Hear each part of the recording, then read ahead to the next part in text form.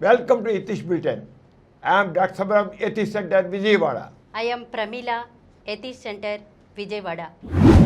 ముఖ్యాంశాలు. ప్రతి వ్యక్తి క్రిటికల్ థింకింగ్ అలవర్చుకోవాలి. ప్రముఖ నాస్తికులు గోరా. God is dead. వ్యక్తే ఉన్నతమైన మానవీయ విలువలతో ఉత్తమమైన సమాజాన్ని అలవర్చుకోవాలి. ప్రముఖ జర్మన్ ఎథిస్ట్ ఫ్రెడరిక్ నీత్షే. యోగా ఆధ్యాత్మిక సాధనమా, ఆరోగ్య సాధనమా? డాక్టర్ సమరం.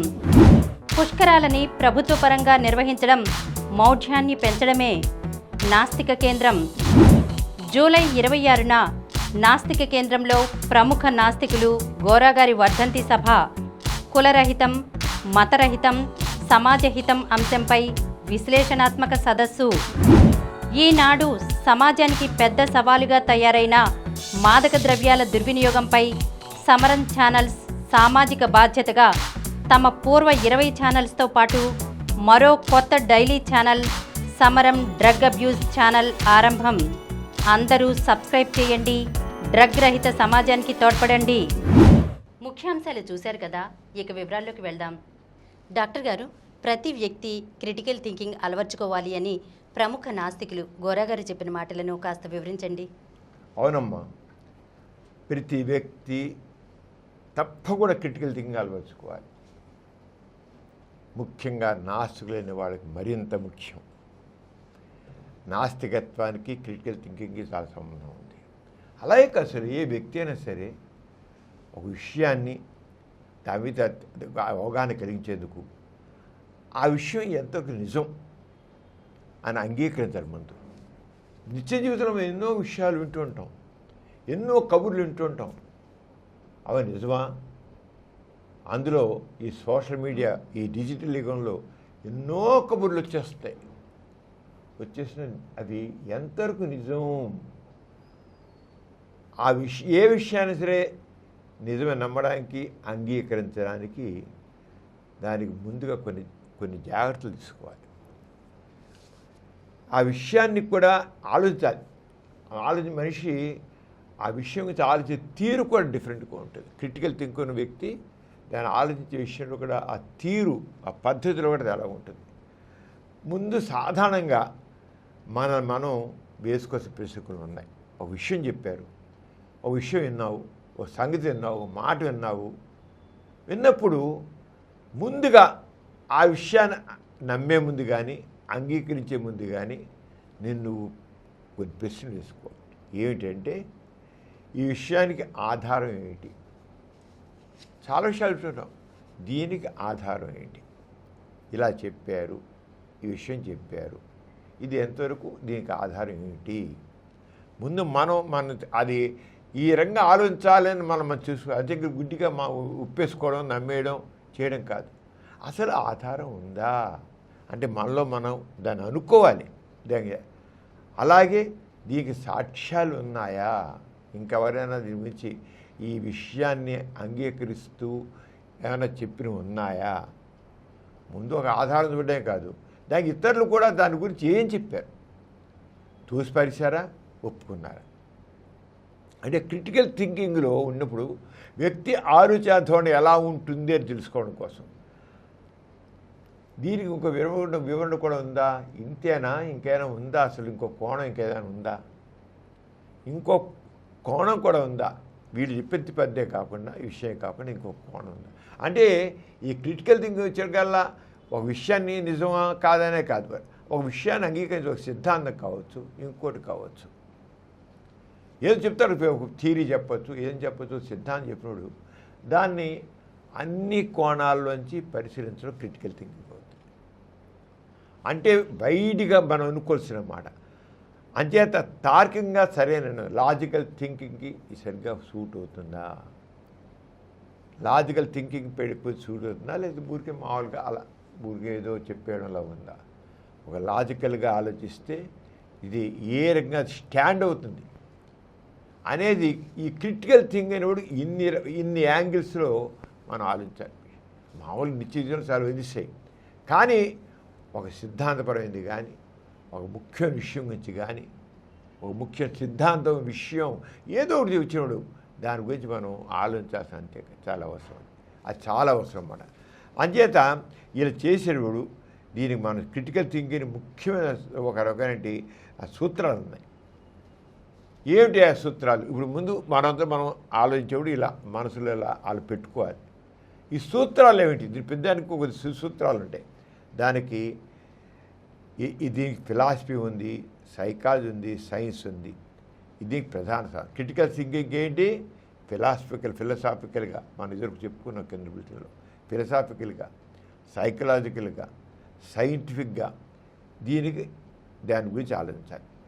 అంచేత విమర్శనాత్మకంగా క్రిటికల్ థింకింగ్ విమర్శనాత్మకంగా అంటే అన్ని కోణాలు విమర్శించడం కాదు, అన్ని కోణాల నుంచి పరిశీలించి చూడడం, పరీక్షించి చూడడం, అది కావాలి మన అనుమానాలను ప్రశ్నించడం. ముందు ప్రతిదాన్ని ఇది నిజమా ప్రశ్నించడం అనేది కావాలి. ఏదైనా సరే ముందు క్రిటికల్ థింకింగ్లో ఇది నిజమా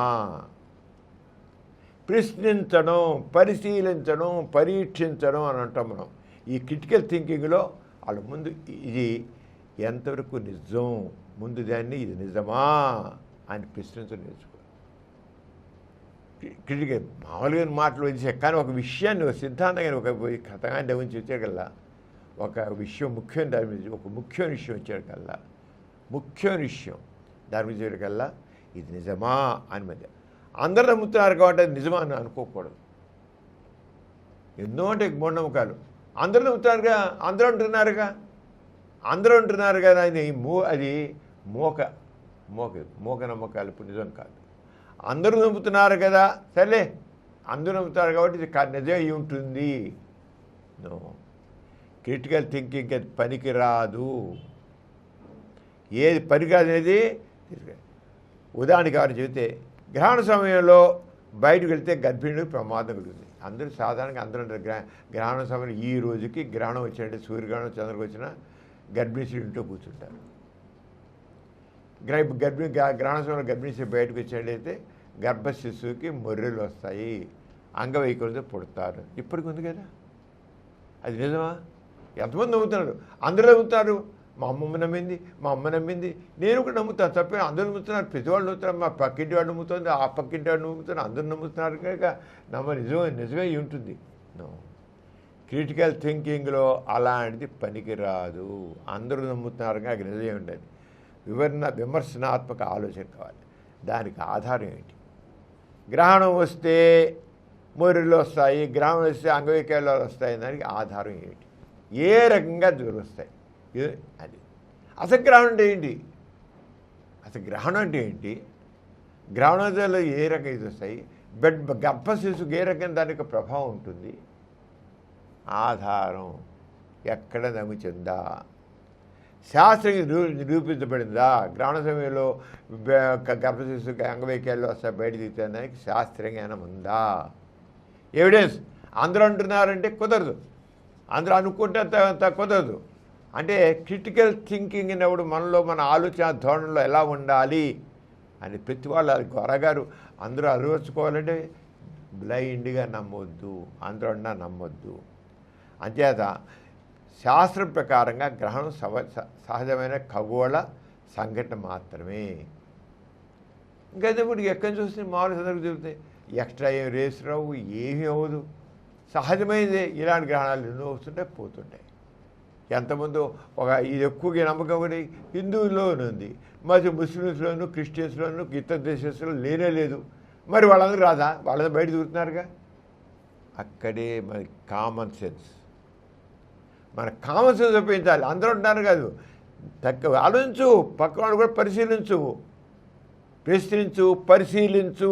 శాస్త్రీయ పద్ధతిలో క్రిటికల్ థింకింగ్లో ప్రశ్నించు, పరిశీలించు, పరీక్షించు, అప్పుడు నీకు తెలుసు. అందుచేత ఇలాగే సాక్ష్యాలు కోరడం, ఎవిడెన్స్ అడగడం. ఏమిటి నీకు ఎవిడెన్స్ ఏంటి? ముందు ప్రశ్నించడం అన్నాం, రెండు ఎవిడెన్స్ సాక్ష్యం. నమ్మకం సాక్ష్యాలపై ఆధారపడి ఉండాలి. ఉదాహరణకి ఈ తీర్థం తీసుకుంటే డయాబెటీస్ తగ్గిపోతుంది చాలా అంటారు. ఈ తీర్థం తాగితే షుగర్ జబ్బు మావైపోతుంది, ఉండదు, తగ్గిపోతుంది అని అంటాడు. అంటారు, అంటారు. ఓ స్వామీజీ తీసుకోండి మీ షుగర్ జబ్బు పోతే ఇప్పుడు వారం రోజులు మీ షుగర్ జబ్బు పోయి అంటారు. ఈ సోషల్ మీడియాలో చూస్తుంటాం. ఈ ఈ ఈ తీర్థం తినండి, ఈ మందు వేసుకోండి, మీ వారం రోజులు మీ షుగర్ అంతా పూర్తిగా లేకుండా పోతుంది అంటారు. ఇప్పటికీ సోషల్ మీడియా చూస్తుంటాం. నిజమా? కానే కాదు. అంచేత ఇక్కడ ఈ తీర్థం మధుమేహాన్ని పూర్తిగా తుడి చేసినంటే దీనిపై పరిశోధన ఉందా? వైద్య పరీక్షలు జరిగాయా? దానికి సాక్ష్యాలు ఏమిటి? ఎవరు వైద్య పరీక్ష చేశారు? దానికి ఎవిడెన్స్ ఏంటి? విని చూడాలి.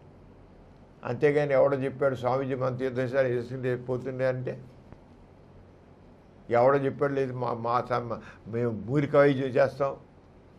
సాక్ష్యం మోడర్న్ మెడిసిన్ ప్రకారంగా దీనికి సాక్ష్యాలు కావాలి, ఎవిడెన్స్.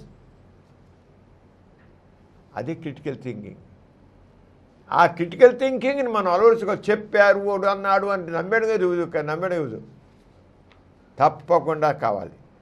అందుకే ఇలా చూసుకుంటూ దీని ఆ సాక్ష్యం అయితే అది జ్ఞానం కాదు, కేవలం మామూలుగా. అలాగే కొన్నింటికి తప్పు తర్కం ఆపదిస్తారు. తర్కం లాజికల్గా ఉంటుంది, చాలా లాజికల్గా ఉంటుంది. కానీ దాన్ని గుర్తించాలి, ప్రశ్నించాలని. దాని తప్పు తర్కం ఎలా అంటే మా తాతగారు నమ్మారు కాబట్టి ఇది నిజమే. తాత నమ్మాడు, తాత తాలూకు తెలియగలవాడు నమ్మాడు అని నిజమేంటారుగా. సత్యసాయి దగ్గరికి వెళ్ళి పెద్ద పెద్ద సైంటిస్టులు వెళ్ళి కూడా వెళ్ళిపోయి సత్యసాయి విభూదిస్తే ఆహా ఏ మహత్యం అన్నారు. డాక్టర్లు, ఇంజనీర్లు, సైంటిస్టులు వెళ్ళి ఆయన మహత్యం ఉంది, అందరి మహత్యం ఉంది అన్నారు. ఎవడు చెప్పాడు నమ్మాడా? క్రిటికల్ థింకింగ్ అక్కడే కావాలి. అది గారడి. ఆయన విభూస్తే నువ్వు ఇస్తావు, నేను ఇస్తాను. ఆయన ఉంగరాలు ఇస్తే ఆయన ఇస్తాను, నువ్వు నేను ఇస్తాం. ఆయన నెక్లెస్ ఇస్తాను, నువ్వు ఇస్తావు, ఇస్తాం. సత్యసాయి ఇచ్చింది మహత్యం ఎందుకు అవుతుంది? గార్డెట్ ఓ బాబాని వీటి చేస్తే అక్కడ క్రిటికల్ థింకింగ్ కావాలి.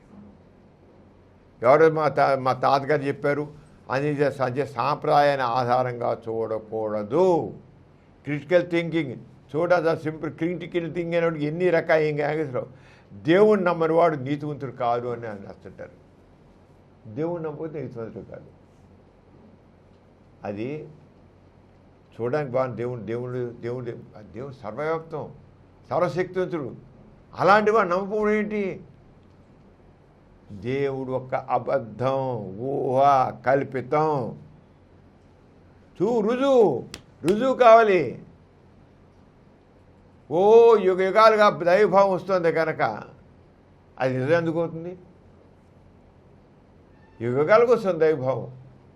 ఆది మానవుడు ఆ రోజుల్లో తన అజ్ఞానంతో తన భయంతో ఆ భయంలోంచి ఏదో అతిశక్తి ఉంది, ఏదో జరుగుతుంది అనుకున్నాడు. అదే ప్రకారం మతం వచ్చింది. ఆ మతం పూర్తిగా దైవ కేంద్రం అయిపోయింది. దేవుడి గురించి చెప్పి దేవుడు దానికి తెలియని దానికి దేవుడు. ఏది వచ్చినా సరే దైవ సృష్టి, ప్రతి దైవ సృష్టి. అలా ఉందా? అంచే తరతరాలుగా యుగాలుగా రావడము, లేదా పవిత్ర గ్రంథాలు రాశారని నమ్మడము పనికి రాదు. క్రిటికల్ థింకింగ్ లేకపోబట్టే ఈ మత నమ్మికలన్నీ వచ్చేసి చాలామంది అబద్ధాలన్నీ నిజాలుగా చాలామంది అవుతున్నాయి. బైబిల్లో చెప్పారు కదా, ఖురాన్లో చెప్పినారు, లేదా వేదాలు చెప్పారు నమ్మకం. క్రిటికల్ థింకింగ్ లేకపోబట్టే జనాలందరూ ఇదైపోతున్నారు. క్రిటికల్ థింకింగ్ లేదు. అదే క్రిటికల్ థింకింగ్ ఎంత అవసరం జీవితంలో చూడు. చెప్పుకుని వెళుతుంటే అసలు క్రిటికల్ థింకింగ్ లేకపోవడం ఎన్ని రకాల విషయాలు నిజాలుగా చలవడైపోయాయి మనకు తెలుస్తుంది. అబద్ధాలు, ఊహలు నిజాలుగా చలవడిపోయాయి. కారణం ఏంటి? వ్యక్తులకు. అందుకే ఘోరగా ఏం చెప్పారు? ప్రతి వ్యక్తిలోనూ క్రిటికల్ థింకింగ్ కావాలి అని అన్నారు. క్రిటికల్ థింకింగ్ లేకపోతే అబద్ధాలు నిజాలు వెళ్ళిపోతాయి. దాంట్లో ఎన్నేనో జరిగిపోతుంటాయి. అంతేకాకుండా ఇది లాజికల్గా చూడడానికి సరిగ్గా ఉంటాయి, కానీ వక్రంగా ఆ లాజిక్ తీసుకుని వక్రంగా అన్వయిస్తారు. అంటే లాజికల్గా ఉన్నట్టు అనిపిస్తుంది, అది ఆ లాజిక్ కాదు. అలాగే భావోద్వేగాలను వాస్తవాల నుండి వేరు చేయడం. భయం, ఆశ, విశ్వాసం, వాస్తవాన్ని మార్చం. కొంతమంది అంటే ఎలా అంటే కామెర్లు, మన జబ్బు వచ్చాయి, పచ్చకవర్లు వస్తాయి. పచ్చకవర్లు అనేది వైరస్ వల్ల వస్తాయి. ఇంకా జాండీస్ వైరస్ వల్ల వస్తాయి. కొంతమందికి వస్తే వారాలు పోతాయి, కొంత 2 నెలలు పడుతుంది, వారాలు పడుతుంది, నెలలు పడుతుంది. ఆ వైరస్కి మందు లేదు. హెపటైటిస్ ఏ, హెపటైటిస్ బి, వాటికి మందు లేదు. మనం మామూలు చూసేది హెపటైటిస్ ఏ మందు లేదు. కొంతమందికి వారం వరకు తగ్గిపోతే 1 నెల, 2 వారాలు అవుతాయి, కొంత 3 వారాలు, 4 వారాలు. వీళ్ళమ్మో తగ్గలేదు. పసర పోయించుకున్నాం, చేతి మీద కాల్పించుకున్నాం, కళ్ళల్లో పసరు పిండించుకున్నాం అంటారు. వీళ్ళు చేశారు, వాళ్ళు చేశారు, వాడు పసర పిండి తగ్గిపోయింది, లేదా పసర వైద్యం తగ్గిపోయింది అంటే అది ఎట్లానూ వారానికో, 2 వారాలకో, 3 వారాలకో, 4 వారాలకో తగ్గిపోతుంది. కానీ వీళ్ళ ఆధారం వీళ్ళు చేసే ఆదుర్దాగా భయంతో వెళ్ళిపోతారు. వాడు పసర పిండి తగ్గిపోయింది అంటారు, పసర గుళ్ళికలు మింగారుగా తగ్గిపోయింది అంటారు. తగ్గిందా? దానివల్ల తగ్గలేదు, ఆటోమేటిక్ తగ్గింది. Virus infections self limited, self cure. అది వారమా, 2 వారాలా, 3 వారాలా, 4 వారాలా అని ఉంటుంది. అది ఒక వ్యక్తి ఒకలాగా ఉంటుంది. వీడు ఆ వేయించుకున్న తర్వాత వారం 2 వారాలు తగ్గిపోయినకు అది వేసుకొని తగ్గిపోయిన ఉంటాడు. దీని మూలం ఏంటి? ఆ మనిషిలో ఉన్నటువంటి భయం. అలాగే మంత్రాలు వేస్తారు, ఆ మంత్రాలు తగ్గిపోతారు, మంత్రాలు ఎంచుకుంటారు, తగ్గిపోతాయి. మంత్రంతో తగ్గలది, ఆ తగ్గాలి తగ్గుతుంది. అంచేత విమర్శనాత్మకంగా ఆలోచన కావాలి. వ్యాధి ఎందుకు వస్తుంది, ఏమిటి, దీని చికిత్స, దీనికి ఏంటిని తెలుసుకో. అదే క్రిటికల్ థింకింగ్. ఈ క్రిటికల్ థింకింగ్ లేకపోవడం వల్ల సమాజంలో ఎన్ని రకాల భయాలు ఉన్నాయి, మూఢనమ్మకాలు ఉన్నాయి. మతం నుంచి, దేవుడి దగ్గర నుంచి ప్రతి ఒక్కటి క్రిటికల్ థింకింగ్ లేకపోతే సమాజం చాలా అవుతుంది. మనం ఆలోచిస్తే ఈనాడు సమాజంలో ఎన్నో భావాలు, అబద్ధాలు క్రిటికల్ థింకింగ్ లేకపోబట్టే అవన్నీ నిజాలుగా చలామణి అవుతున్నాయి. దాంట్లో దేవుడు ఒకటి, దేవత ఒకటి, మహత్యాలు ఒకటి, బాబాలు, గొప్పతనాలు, ఇవన్నీ క్రిటికల్ థింకింగ్ లేకపోబట్టి వస్తాయి. క్రిటికల్ థింకింగ్ అనేది ఎందుకని ఘోరగా చెప్పినట్టు, ఎందుకు ముఖ్యం చెప్పినట్టు ఇందువల్లే. ఆ క్రిటికల్ థింకింగ్ అనేది నమ్ముతూనే ఉంటాం. ఆది మనుషులకి మనకి తేడా లేదు. అంచేదా థింకర్. అంచేది ఎప్పుడైతే తప్పైతే అభిప్రాయం మార్చుకోవచ్చు. మనం క్రిటికల్ థింకింగ్ ఉన్నప్పుడు మనం అభిప్రాయం మార్చుకుంటే అవసరం అంటే. అంతే ఘోరగా చెప్పింది అంటే నాస్తికత్వంలో క్రిటికల్ థింకింగ్ అనేది వెరీ ఇంపార్టెంట్. నాస్తిక జీవన విధానంలో విమర్శనాత్మక ఆలోచన ఎంతో ఉపయోగకరంగా ఉంటుంది. అంటే నాస్తికత్వం అంటే దేవుడి ఉనికికి సాక్ష్యం లేదని చెప్పడం, ఆ స్థితికి విమర్శనాత్మకంగా ఆలోచన సహాయం చేస్తుంది. దేవుడు లేని చెప్పి సరిపోదు, అయిపోతే దాని గురించి ఆలోచించడం. ఎందుకు పూర్వం ఎందుకు లేదు? పూర్వం ఉరుములు వచ్చాయనుకో, ఉరుములు వస్తే పెద్ద పెద్ద పిడుగులు ఉరుములు పెడితే అర్జున అరుస్తాను. ఇప్పటికే అరిచేవాళ్ళు ఉన్నారు. పెద్ద పెద్ద ఉరుములు వస్తుంటే వర్షం అర్జున అంటే దేవుడికి కోపం వచ్చేది. అర్జునుడు అది చేస్తే ఆ వెల్లంబు ఎంత పవర్ఫుల్ అంటే ఏదైనా ఖండాంతరాలపై ఛేదించి పారేస్తుంది అన్నమాట. అంచేత అర్జున అంటే నువ్వు రక్షించు, అర్జున మనల్ని రక్షించు నువ్వు. ఆడెవడికో దేవుడికో రాక్షసుడు కోపం వచ్చింది, ఉరుముతున్నాడు మా మీద. ఆ ఉరుములు ఎందుకు వస్తాయి, మెరుపులు ఎందుకు వస్తాయో సైన్స్ చెప్పింది. కానీ అర్జున అని అరుస్తాడు. ఎందుకు అరుస్తున్నాడు? క్రిటికల్ థింకింగ్ లేదు, జ్ఞానం లేకపోవడం. క్రిటికల్ థింకింగ్లో జ్ఞానం ఉంటుంది. అంటే ఉరుములో అర్జున తీరంగా అనమాట. ఇప్పుడు శాస్త్రం వాతావరణ విద్యుత్తుగా ఇస్తుంది. అలాగే మతం లేకుండా నైతికత ఎక్కడి నుంచి వస్తుంది అంటుంటారు. అదేంటి క్రిటికల్ థింకింగ్. మతానికి నైతికతకి సంబంధం లేదు, ఏమో సంబంధం లేదు. అంచేత దేనే సరే శాస్త్రీయ ఆలోచనతో పరిచయం ఉండాలి. క్రిటికల్ థింకింగ్ అనేది ఏం చేస్తుంది? శాస్త్రీయ ఆలోచన. ఇది మనిషికి మేలు చేస్తుందా? నాస్తికుడు నైతికతను మానవ సంక్షేమం, సహానుభూతి, న్యాయం మీద నిర్మిస్తాడు. నైతికత దేవుడి ద్వారా కాదు, దైవశక్తి ద్వారా కాదు, నైతికత మానవ సంక్షేమం దృష్టిలో చేస్తారు, సహానుభూతి దాని న్యాయమే చేస్తారు. పేదవారికి సహాయం చేయడం మంచి పని, ఎందుకంటే అది బాధను తగ్గిస్తుంది. స్వర్గం కోసం కాదు. క్రిటికల్ థింకింగ్ ఏంటి? స్వర్గం కోసం చేస్తారు, క్రిటిక్ కాదు, మనిషి అవసరం అది. మూఢనమ్మకాల నుండి విముక్తి, విమర్శనాత్మక ఆలోచన రక్షిస్తుంది. ఇప్పుడు క్రిటికల్ థింకింగ్ దేనికోసం? ఎన్నో మూఢనమ్మకాలు ఉన్నాయి. ఆ మూఢనమ్మకాలని వల్ల మనిషి తన జీవితాన్ని పాడు చేసుకుంటున్నారు మూఢనమ్మకాలతో. క్రిటికల్ ఎలాగా? జ్యోతిషం ఒట్టి గారడి. అలాగే మహత్యాలు, చేతబడి బాణమతి లాంటి నమ్మకాలు, ఇలా రకరకాల ఉన్నాయి. ఇవన్నీ దేనివల్ల? క్రిటికల్ థింకింగ్ లేకపోతే. చేతబడి చేశారు నువ్వు. కొంతకాలం ఏంటంటే మెదక్ జిల్లాలో వేలాది మంది లక్షలాది మంది ఏ జబ్బు వచ్చినా సరే, గుండె జబ్బు వచ్చినా సరే, టీబీ వచ్చినా సరే, క్యాన్సర్ వచ్చినా సరే, ఏది సరే ఆ జబ్బు అంతా చేతబడి చేయబడి వచ్చింది. దానికి విరుగుడు మంత్రాలు. ప్రాణాలు పోగొట్టుకున్న చేతబడి వల్ల ఆ మంత్రం పారలేదు, చెవి చచ్చిపోయాడు. ఎందుకని? క్రిటికల్ థింకింగ్ లేవు. ఏమిటిది? ఎందుకని? ఇది ఎలా అవుతుంది? అసలు మంత్రశక్తి ఉంటుందా? నవ్వేమను నామి చేయమని చూస్తాను, ఎవడో చేసే చేతబడి నవ్వని చేయమను. అది క్రిటికల్ థింకింగ్. అలాంటివి ఒకటి ఇన్ని రకాలుగా ఈ జ్యోతిషం మీద మనం ఇప్పటికీ ఈ రోజున జ్యోతిషం, జాతకాలు, మంచి రోజు, చెడ్డ రోజు ఇవన్నీ ఉన్నాయంటే కారణం ఏంటంటే క్రిటికల్ థింకింగ్ లేకపోవడం వల్ల. అంటే ప్రతి వ్యక్తి క్రిటికల్ థింకింగ్ అలవర్చుకొని చెప్పింది ఏంటంటే సమాజంలో మూఢనమ్మకాలతో బతుకులు నాశనం చేసుకుంటారు. దానికోసం అలాగే నాశపోయిన బాధ్యత మనిషి మీద ఉంటుంది. అక్కడ మూఢనమ్మకాలను దేవుని పూజించడం, ప్రార్థించడం సరిపోతుంది. ఇక్కడ నాస్తికత్వంలో ఎప్పుడైతే క్రిటికల్ థింకింగ్ ఉంటుందో ఆ బాధ్యత మనిషి తన మీద చేసుకుంటాడు.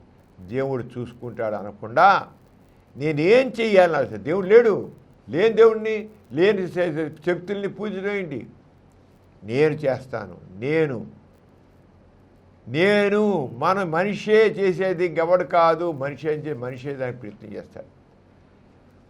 ఆరోగ్యం బాగలేకపోతే ఏం చేయాలి? అంతేగాని వెళ్ళిపోయి దేవుని ప్రార్థించడం, నేదో నీకు తిరుపతి గుండు చేయించుకుంటాను, నా ఆరోగ్యం బాగుపడుతుందని చెప్పేసి కూర్చుంటే ఆరోగ్యం బాగుపడుతుంది.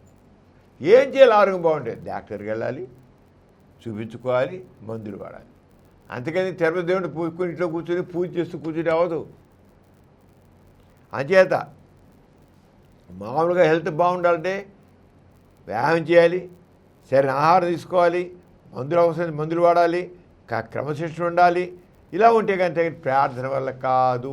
క్రిటికల్ థింకింగ్ అనేది ఎంత అవసరమో నీకు అర్థమవుతుంది. అది క్రిటికల్ థింకింగ్ అనేది ఆలోచన గొప్ప గుణం నేర్పుతుంది మనకి. క్రిటికల్ థింకింగ్ అనేది ఒక గొప్ప గుణం. అదేంటంటే అది నిజాయితీగా ఉంటుంది. అంతేగాని నాకు తెలుసు అంతగా నిజాయితీగా నాకు తెలుసు అంటుంది, లేకపోతే తెలుసుకుంటానంటుంది. క్రిటికల్ థింకింగ్ ఉన్న వాళ్ళు వ్యక్తి ఏమంటాడు? నాకు ఇప్పుడు ఇంతే తెలుసు, అంత మాత్రం నువ్వు చెప్పింది నేను ఒప్పుకోవాలని లేదు. చూస్తాను, తెలుసుకుందాం, అంతేగాని అబద్ధాన్ని నిజాన్ని ఒప్పేసుకోవడం కాదు. క్రిటికల్ థింకింగ్లో ఇవాళ కొన్ని విషయాలు అంటే చెప్పలేకపోవచ్చు. అంత మాత్రం ఒక అబద్ధాన్ని ఒప్పేసుకోవడం కాదు. నాకు ఈ ఆధారాల ప్రకారం ముందే చెప్పాం, ప్రతి వ్యక్తి ప్రశ్నించడం, పరిశీలించడం, ఏదో ఆనవాయితీ కానీ ఒప్పేసుకోవడం కాదు. వ్యక్తి యొక్క ఆలోచన ధోరణి ఎలా ఉండాలి, క్రిటికల్ థింకింగ్ వ్యక్తి ఆలోచన ధోరణి ఎలా ఉండాలి ముందే పని చెప్పుకున్నాం. ఎప్పుడైతే ఆలోచన ఉంటుందో ప్రస్తుతానికి నేను ఈ విషయం గురించి ఒక నిర్ణయం చెప్పలేకపోతుంది. అంత మాత్రం నువ్వు చెప్పిన నొప్పు నేను తెలుసుకుందాం. అది క్రిటికల్ థింకింగ్ యొక్క గుణం. ఇప్పుడు ఎలాంటి రోజువారీ జీవితంలో ఉదాహరణ తీసుకుందాం. అనారోగ్యం, దెయ్యం పట్టిందంటారు. డాక్టర్ మీద దెయ్యం పట్టింది, దెయ్యం లేదు, దెయ్యం ఎక్కడుంది? డాక్టర్ని కొరుద్దాం. అలాగే విజయం దేవుడి కృపతో పాస్ అయ్యాను అంటాడు. దేవుడి కృపతో పాస్ అయ్యాని మాటలందరూ ఆ దేవుని దయ వల్ల, ఆ గాడ్ గ్రేస్ అనేది కాదే. అసలేంటిది? నా కష్టంతో పాస్ అయ్యాను. వాడు గుర్తించాలి. క్రిటికల్ థింకింగ్ వాడే ఉంటాడు, గాడ్ గ్రేస్ కాదు, పాడు కాదు, నేను కృషి చేశాను, సాధించాను. గాడ్ గ్రేస్ లేవు, దేవుని కృప ఏం లేదు. అలాగే ప్రకృతి విమర్శనాత్మకం లేనప్పుడు దేవుడు శిక్షించాడు. దాన్ని దేవుడు శిక్ష ఏంటి? ఇది వాతావరణ మార్పులు, నిర్మాణ లోపాలు, ప్రకృతి కారణాలు అవుతాయి. అంచేత దానికి సంబంధించిన జాగ్రత్త ఆ రంగం పరిశీలించి చేయడం అన్నమాట.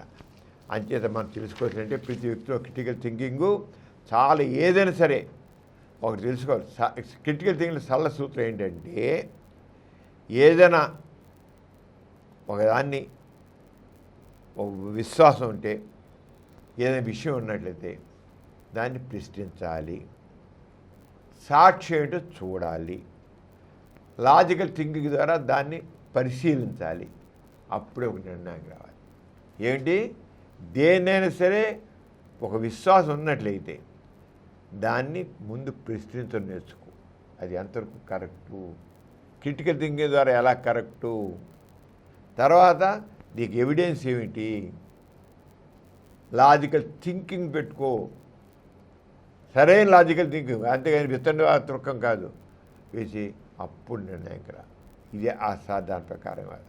అంచేత మనం చెప్పేది దానిగా గోళగా చెప్పేది ఏ విషయానికి నిజం నమ్మడానికి సరైన ఆధారం లేకపోతే దాన్ని నమ్మవద్దు. ఏ విషయానికైనా నిజమని నమ్మడానికి సరైన ఆధారం లేకపోతే దాన్ని నమ్మవద్దు. విమర్శనాత్మక ఆలోచన కావాలి. దాన్ని ప్రశ్నిస్తూ, పరిశీలిస్తూ, పరీక్షిస్తూ పూర్తి విషయం తెలిసే వరకు జిజ్ఞాస కొనసాగించు. క్రిటికల్ థింకింగ్ ఏ విషయం సరే ప్రశ్నించు, పరిశీలించు, పరీక్షించు, పూర్తి విషయం తెలిసే వరకు ఆ జిజ్ఞాస కొనసాగించు. ఆలోచిస్తే ఒకటో చెబుతాను, ఏ వ్యక్తి అయినా సరే ఆలోచిస్తే ఆస్తికుడే ఉండలేడు. ఆస్తికుడిగా ఉన్నా అంటే వాడు క్రిటికల్ థింకింగ్ లేదు. ఎప్పుడైతే క్రిటికల్ థింకింగ్ ఉంటుందో, ప్రశ్నించలేడతాడో, సాక్ష్యాలు దిగుతాడో వాడు ఆస్తికుడు ఉండలేడు. ఆస్తికత్వం అంతా అబద్ధాల మీదకే ఉంటుంది, ఊహల మీద ఉంటుంది. ఏ ఐదేళ్ళే కాదు. ఎప్పుడైతే వ్యక్తిలో క్రిటికల్ థింకింగ్ వస్తుందో ఈ సమాజంలో ఈ మూఢనమ్మకాలు పోతాయి, ఈ అజ్ఞానం దొరుకుతుంది, శాస్త్రీయ దృక్పథం పెరుగుతుంది, శాస్త్ర విజ్ఞానం పెరుగుతుంది, సమాజం ముందుకు వెళ్తుంది. సమాజ ప్రగతికి మోక్షం అవరోధం, అది గుర్తించాలి. వ్యక్తి అభివృద్ధికి మోక్షం అవరోధం. అంటే శాస్త్ర విజ్ఞానానికి, శాస్త్ర ఆలోచనకి మామూలుగా ఈ ఆస్తికత్వం చూడదు. ఎప్పుడైతే ఆలోచిస్తామో, క్రిటికల్ థింకింగ్ ఉంటుందో అప్పుడే వ్యక్తి అభివృద్ధి చెందుతాడు, సమాజం ముందుకు వెళ్తే. ఇదే ఘోరంగా చెప్పింది. డాక్టర్ గారు, మన ప్రతి బులెటిన్లో సామాజిక పురోభివృద్ధికి, మానవ కళ్యాణానికి తోడ్పడిన ఒక ప్రముఖ మహనీయుని గురించి చెప్పుకుంటున్నాం కదా, ఈసారి ఎవరి గురించి చెబుతున్నారు? ప్రమిళ, వెరీ పాపులర్ ఫ్రేజ్ ఒకటి ఉంది, గాడ్ ఈజ్ డెడ్ అని. చాలామంది తెలుసు, ప్రపంచంలో ఈ వర్డ్ చాలా వెరీ పాపులర్ ఫ్రేజ్. ఏంటంటే God is dead, God remains dead and we have killed him. చాలా విచిత్రంగా ఉంది ఇది వినడానికి. కానీ God is dead, God remains dead, చస్తూ ఉన్నాడు, రిమైన్స్ చస్తూ ఉన్నాడు, అండ్ కిల్డ్ హిమ్, మానవ చంపారీశం. అంత ఇదిగా పవర్ఫుల్గా చెప్పినవాడు జర్మన్ ఎథిస్ట్ ఫ్రెడరిక్ నీత్సే. ఈయన జర్మన్ ఎథిస్ట్ అన్నమాట. ఎథిస్టే కాదు, ఒక రచయిత, ఫిలాసఫర్, ప్రొఫెసర్. చాలా యంగ్ ఏజ్లో 24 సంవత్సరాల వయసులో ప్రొఫెసర్ అయిపోయాడు. చాలా బహుభాషా కోవిదుడైన, భాషల్లో పాండిత్యం ఉన్న వ్యక్తి. ఆయన అంత కసిగా ఈ మతం మీద, దైవ కేంద్ర మతం మీద, అది కరెక్టే. ఆయన ఏంటంటే మన భారతీయులు ఇప్పటికీ దేవుడు, దైవభావాలు ఉన్నాయి. అది జర్మనీ ఇలాంటి కొన్ని దేశాలు ఉన్నాయి. మన అక్కడ ఆ దేశాల్లో మతం ఎప్పుడో పోయింది. ఇప్పుడు జర్మనీలోకి 80% డోంట్ బిలీవ్ ఇన్ గాడ్. ఎప్పుడో కట్టిన చర్చిలు ఎవరు వెళ్ళేవాళ్ళు లేరు, ఎవరు వెళ్ళరు. 80 ఏళ్ళు 90 ఏళ్ళ ముసలాళ్ళు వెళ్తారు ఎప్పుడైనా కాస్త ఊరికే ప్రాచీనంగా ఉన్నవి చూద్దాం అనేది చూడడానికి వెళ్తారు. ఇప్పుడు అక్కడున్న చర్చిలు జర్మనీలో, ఆ చర్చిలు ఏమైనా ఎగ్జిబిషన్స్ పెట్టడానికి, ఎగ్జిబిషన్స్ అంటే వస్తువులు అమ్ముకోవడానికి ఎగ్జిబిషన్స్గా మారిపోయాయి చర్చిలు. అలా మారిపోయాయి, అక్కడ నమ్మేవాళ్ళు లేరు.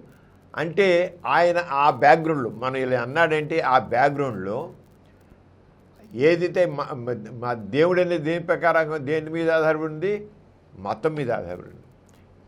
దైవ నమ్మకం ఎలా ఉంది, మతం పైన ఆధారపడి ఉంది. అక్కడ మతం లేదు, దేవుడు లేడు, మతం లేదు. అక్కడంతా హ్యూమనిజం వచ్చేసింది, నాస్తికత్వం వచ్చేసింది. ఆ దేశంలో 70%, 80%, 90% మంది ఎవరు దేవుడిని నమ్మరు, మతాన్ని నమ్మరు. అందుకని ఆయన పవర్ఫుల్గా మతాన్ని మర్చిపోయి వెళ్ళేశారు. అక్కడ దేవుడు వెళ్ళేశారు, దైవాన్ని వెళ్ళేశారు. అందుకని ఇంకే దేవుడు ఏంటి, దేవుడు గాడ్ ఈజ్ డెడ్, దేవుడు చచ్చిపోయాడు. ఇంకా అక్కడ మిగులుంటే ఎక్కడైనా ఏ దేశాన్ని మిగిలితే చస్తూ ఉన్నాడు వాడు, అంటే అయిపోతాడు వాడికైతే. అక్కడ కూడా నిస్సారం అయిపోయాడు వాడు, అక్కడ కూడా. ఇంకా ఇతర దేశాలు ఉన్నాడు కదా, చస్తూ ఉన్నాడు. ఆ చచ్చేవాడు ఎవరు చంపారు, మనమే చంపారేసాం అని. అది మానవుళ్ళే చంపారేశారు దేవుడు మరి సర్వశక్తివంతుడు కదా వాళ్ళనేది. ఆ సర్వశక్తివంతు వాడు మానవులు చంపబడ్డాడు. అంటే తీసి పరిచాడు దేవుణ్ణి. God is dead. మళ్ళీ ఇంకా God is dead, God remains dead. వాడు చస్తున్నాడు. And we have killed him. మనం చంపేసి పారేసాం. మనుషులు మానవులే చంపేశారు. అంటే బలవంతమైన సర్పము చలిచీమ చెక్కి సావది సుమతిలాగా ఇక్కడ ఈ దైవభావం అనేది మనుషులు కొట్టి పక్కన పారేశారు. అంటే దైవభావం పోయిందంటే మనిషి అక్కడ దేవుడు కూడా పోయాడు. మొత్తం అంతా దైవ కేంద్రమే కదా. అది ఆ రకంగా ఆ గాడ్ ఈజ్ డెడ్ అనేది, ఈ ఫ్రేజ్ అనేది చాలా పవర్ఫుల్ అన్నమాట. ఇది ఈ పవర్ఫుల్ ఫ్రేజ్ని మొత్తం ఆల్మోస్ట్ ప్రపంచంతో ఉంది. ఈ దేవుడు చనిపోయాడు, ది రచయిత చెప్పారు కదా, ఫ్రెడరిక్ నీత్సే అని ఆయన అన్నమాట. ఆయన పెద్ద తత్వవేత్త, సుప్రసిద్ధ నాస్తికుడు. ఇది ఇది పుస్తకం కాదు, ఇది గాడ్ ఈజ్ డెడ్ అనేది ఒక గే సైన్స్ అయిన మ్యాడ్ మ్యాన్ అనే పుస్తకాల్లో ఈ ఫ్రేజ్ ఉపయోగించాడు ఆయన. అంటే ఈ దైవకేంద్ర సిద్ధాంతం గురించి, ఈ మతాల గురించి, ఈ మతాల వల్ల నమ్మకాలు, మత నమ్మికలు ఎంత పనిగా అర్థం లేనివి చెబుతూ అలాంటి చోట ఈ ఫ్రేజ్ ఆయన మాటి ఉపయోగించాడు పుస్తకాలు. God is dead. ఇంకెక్కడ దేవుడు, మీరు దేవుడు అంటారేంటి? గాడ్ ఈజ్ డెడ్ అంటే ఆస్తికులకి చెప్పింది. ఆయన ఆస్తికులకి చెప్పింది ఎగతాళి చేస్తూ ఏటే దేవుడు అంటారు. దేవుడు చచ్చిపోయాడు, చచ్చిపోతూ ఉన్నాడు. ఇంకా నమ్ముతుండే మీరు. చంపేసింది కూడా మానవులే. వాడికి ఏముందో శక్తి, సామె పాడేవాడు మోహం, వాడి సర్వశక్తి ఉంటాడు. అలా తీసి పక్క మరిచాడు ఆయన చేసి. దాంట్లో దాని అర్థం ఇది. అంటే ఆధునిక ప్రపంచంలో శాస్త్రం, తర్కం, విజ్ఞాన ప్రవణతో పాటు మత విశ్వాసత ఉనికిని కోల్పోయాయి. స్పష్టంగా ఏం చెప్పాడు? ఈ ఆధునిక ప్రపంచంలో శాస్త్రం, సైన్స్, తర్కం, లాజిక్, విజ్ఞానం, సైంటిఫిక్ నాలెడ్జ్ అవి పెరగడంతో పాత మత విశ్వాసాలు అంటే దైవ సంబంధమైన విశ్వాసాలు ఉన్నాయే అవన్నీ ఉనికిని, ఎగ్జిస్టెన్స్ కోల్పోతాయి. ఇప్పుడు మనం భారతదేశం బ్యాక్గ్రౌండ్ ఆలోచిస్తే ఏంటి ఇంతుంటే ఎలా అంటే మనం ఈ జర్మనీకి సంబంధించింది. జర్మనీ బ్యాక్గ్రౌండ్లో మనం చూసినట్లయితే అక్కడ ఎవరు నమ్మడం లేదు. ఆయన ఆ జర్మనీ కనుక అంత స్పష్టంగా చెప్పారు. ఈ రంగా ఎన్నో దేశాలు మనం చెప్పుకున్నాం. ఏ దేశం ఎంత చైనా తీసుకోవచ్చు, న్యూజిలాండ్ తీసుకోవచ్చు, లేకపోతే ఇవన్నీ ఎన్నిట్లోనూ నా పోయింది, నా మతం పోయింది. మన ఎందుకు ప్రపంచ జనాభా తీసుకుంటే ప్రపంచంలో 20% మంది దేవుణ్ణి నమ్మట్లేదు, మతంలో నమ్మట్లేదు. నిదానంగా ఇక తగ్గన కూడా పోతాయి. కొన్ని దేశాలు అసలు దేశానికి కొన్ని నాస్తిక దేశాలను కూడా ప్రకటించే దేశాలు ఉన్నాయి. అల్బేనియా ఎథిస్ట్ కంట్రీ, వాళ్ళ constitution atheist country. Atheist country మన భారతీయ సెక్యులర్ కంట్రీ అంటే మతరహితంగా మత ప్రమేయం లేని రాజ్యాంగం మంది. అక్కడ రాజ్యాంగాలు నా ఎథిస్ట్ కాన్స్టిట్యూషన్ పెట్టుకున్నారు వాళ్ళు. అంచేత ఫెడరిక్ నీత్సే ఆయన ఏది తర్కం, విజ్ఞానం, ఆధునిక ఆలోచనల ద్వారా పాత విశ్వాసాలు కూల్చివేయబడ్డాయి. ఆయన కూల్చివేయబడ్డది చెప్పారు. ఎందుకంటే జర్మనీలో లేవు, కూల్చివేయబడ్డాయి. నీతి ఇంకా ఇలా అన్నది ఆయన దృష్టిలో దీనికి 2 ప్రధాన పక్కాలు. మతం బలహీనమైతే కొద్దిగా కనిపించు, జీవితం నిరర్ధకం అనుకోవచ్చు. మతం లేకపోతే జీవితం అయిపోతుంది అనుకునే వాళ్ళు ఉంటే ఉండొచ్చు, మనలాంటి దేశాలు. అలాగే నీతి విలువలకు ఆధారం లేదనుకుంటారు. మతం లేకపోతే దేవుడు లేకపోతే నీతి ఎక్కడ ఉంటుంది? జీవితానికి విలువే ఉంటుంది?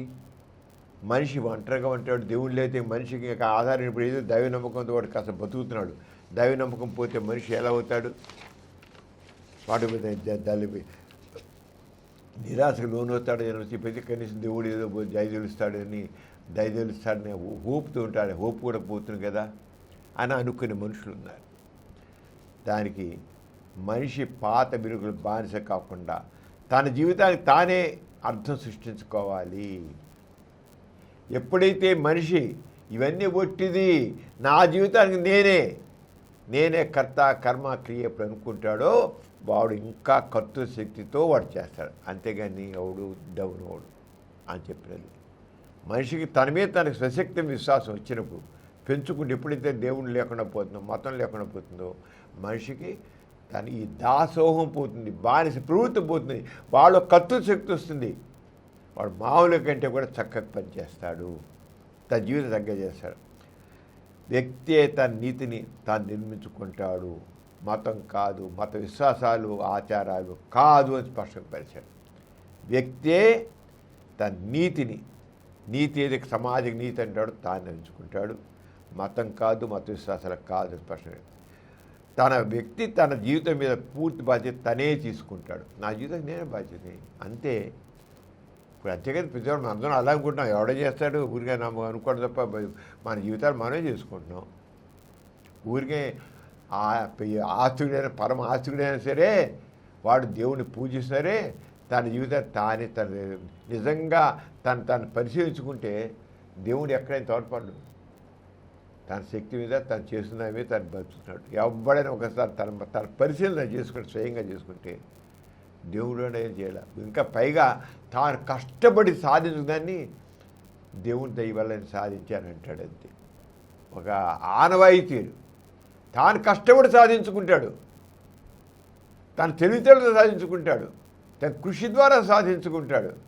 కానీ చివరికి ఆస్తిక సాంప్రదాయంలోనే ఆ మాట ప్రకారం దేవుడి దయతో అంటాడు. కానీ వాడు కాస్త బుర్ర ఉపయోగిస్తే నాకు ఎవడు చేశాడు, నేనే చేసుకున్నా అని తెలుసు.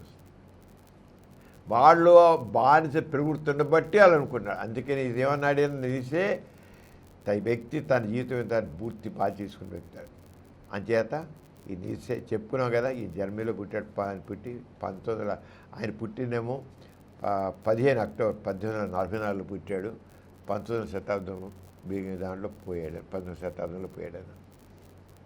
ఆయన చిన్నప్పటి నుంచి అనేక భాషల్లో ప్రతిబింబించాడు.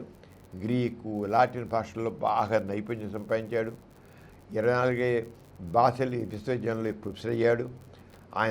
ఆయన ప్రధాన సందేశం ఏంటంటే ఆయన మొత్తం చెప్పినట్టే దేవుడు చనిపోయాడని అనడానికి ముఖ్యంగా ఆయన చెప్పాడు. నేను దేవుడు చనిపోయాడని ముఖ్యంగా ఎందుకు అంటున్నానంటే దైవ కేంద్ర మతం తన ఉనికిని పూర్తిగా కోల్పోయింది. గాడ్ ఈజ్ డెడ్ అని ఎందుకన్నానంటే దైవ కేంద్ర మతం తన ఉనికిని పూర్తిగా కోల్పోయింది. అందుకని మానవుడు మతరహితంగా మతం పోయింది కదా, మతరహితంగా మానవత్వంతో ఉన్నతమైన మానవ విలువలతో ఉత్తమ జీవితాచరణతో స్వేచ్ఛగా సామాజికంగా బాధ్యతతో సంతోషకరమైన సామాజిక సంబంధాలతో జీవించే జీవితాచరణకి ఏర్పరచుకున్నాడు. ఆయన ఏం చెప్పాడంటే దైవకంశ పోయింది, తన విగ్రహం పూర్తి కోల్పోయింది. అందుకని మానవుడే మతరహితంగా, అంటే మతంతో ప్రమేయం లేకుండా మానవత్వంతో ఉన్నత మానవ విలువలతో హ్యూమన్ వాల్యూస్తో ఉత్తమ జీవితం ఆచరణతో ఉత్తమ జీవిత ఆచరణతో స్వేచ్ఛగా అలాగే సామాజిక బాధ్యతతో ఈ సమాజం ఇలా ఉండాలి మనందరం ఇలా ఉండాలి, అందరం కలిసి కట్టుకున్న సంఘ దృష్టితో అనమాట. సామాజిక బాధ్యతతో సంతోషకరమైన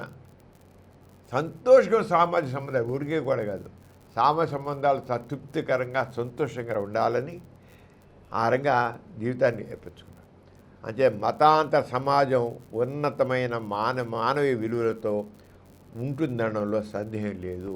ఎప్పుడైతే గాడ్ ఈజ్ డెడ్ అని అనేసాడో, అసలు గాడ్ని చస్తూనే ఉన్నాడు, లేడు, మనుషులు సంపాదిస్తారంటే గాడ్ అనేది అసలు ఏ రకమైనది విలువ. మనిషే సృష్టించుకున్నాడు, మనిషే తీసి పారేశాడు. తీసి పారేశాక చివరికి మతం పోయింది. ఎప్పుడు దేవుడు పోయాడో మతం పోయాక ఈ మతాంతర సమాజం ఉన్నతమైన మానవీయ విలువలతో ఉంటుందనడంలో సందేహం లేదు. ఆయన చెప్పారేశాడు.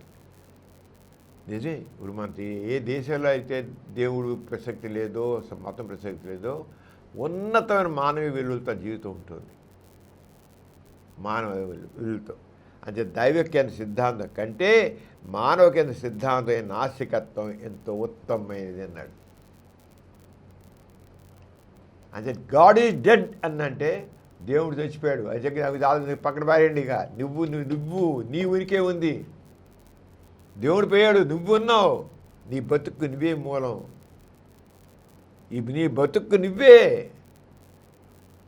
ఇంకా దేవుడు చచ్చిపోయాడుగా, చస్తున్నాడు వాడు ఇంకొంచెం. కానీ ఇంకెక్కడైనా ఉన్నాడు అంటే వాడు చస్తున్నాడు కానీ లేడు. అంతే. అంటే ఆయన దృష్టిలో మొత్తం ఈ మానవ ప్రపంచ విశ్వం అంతా కూడా దేవుడు లేని విశ్వంగా అని అని చేస్తూ ఆయన మాట్లాడాడు. అది కరెక్టే. ఆయన చాలా చక్కగా చెప్పాడు, చాలా స్పష్టంగా చెప్పాడు. అంటే గాడ్ ఈజ్ డెడ్,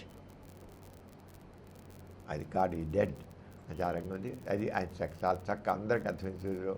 అందులో ఫిలాసఫరు, రైటరు, పుస్తకాలు రాశాడు, మంచి ఇంటెలిజెంటు, చాలా చక్కగా కన్వే చేశాడు. జర్మనీలో ఆయనకు అక్కడ జర్మనీలో వెరీ పాపులర్ ఫిగర్ ఆయన చేత ఇలాంటి మనుషులు ఉండబట్టి ఈ రంగా ఆలోచన ధోరణి వల్లే సమాజం ముందుకు వెళుతుంది. డాక్టర్ గారు, యోగా ఆధ్యాత్మిక సాధనమా, ఆరోగ్య సాధనమా? ప్రేమిల,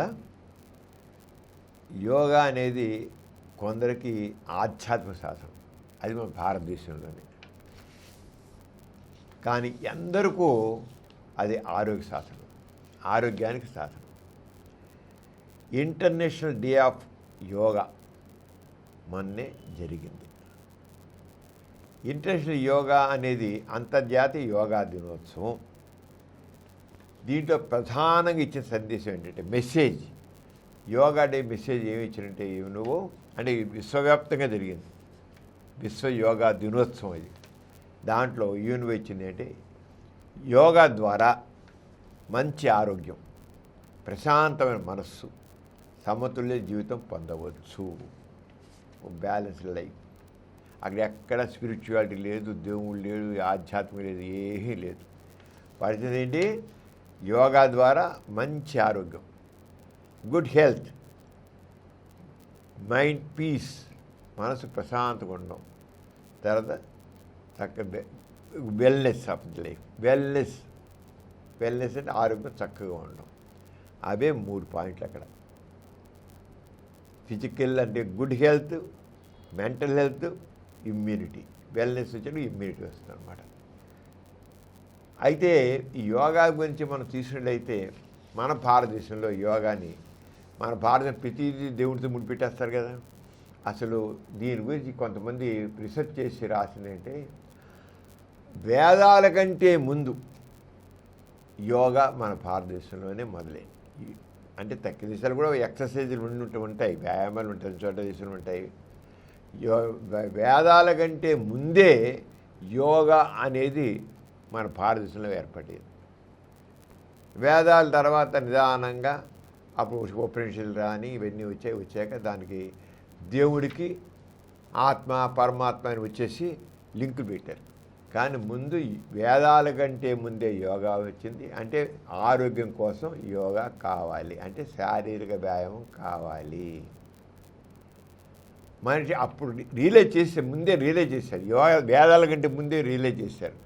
మనిషి ఆరోగ్యం ఉండడం కోసం వ్యాయామం కావాలి. దానికి వాడు పెట్టిన వాడు యోగా. వేదాలకు ముందే వచ్చింది. తర్వాత ఏంటి అయిపోయింది, ఎప్పుడైతే మతం వచ్చిందో ఇక ప్రతిదాన్ని మతానికి అన్వయం చేసుకోవడం పెట్టారు.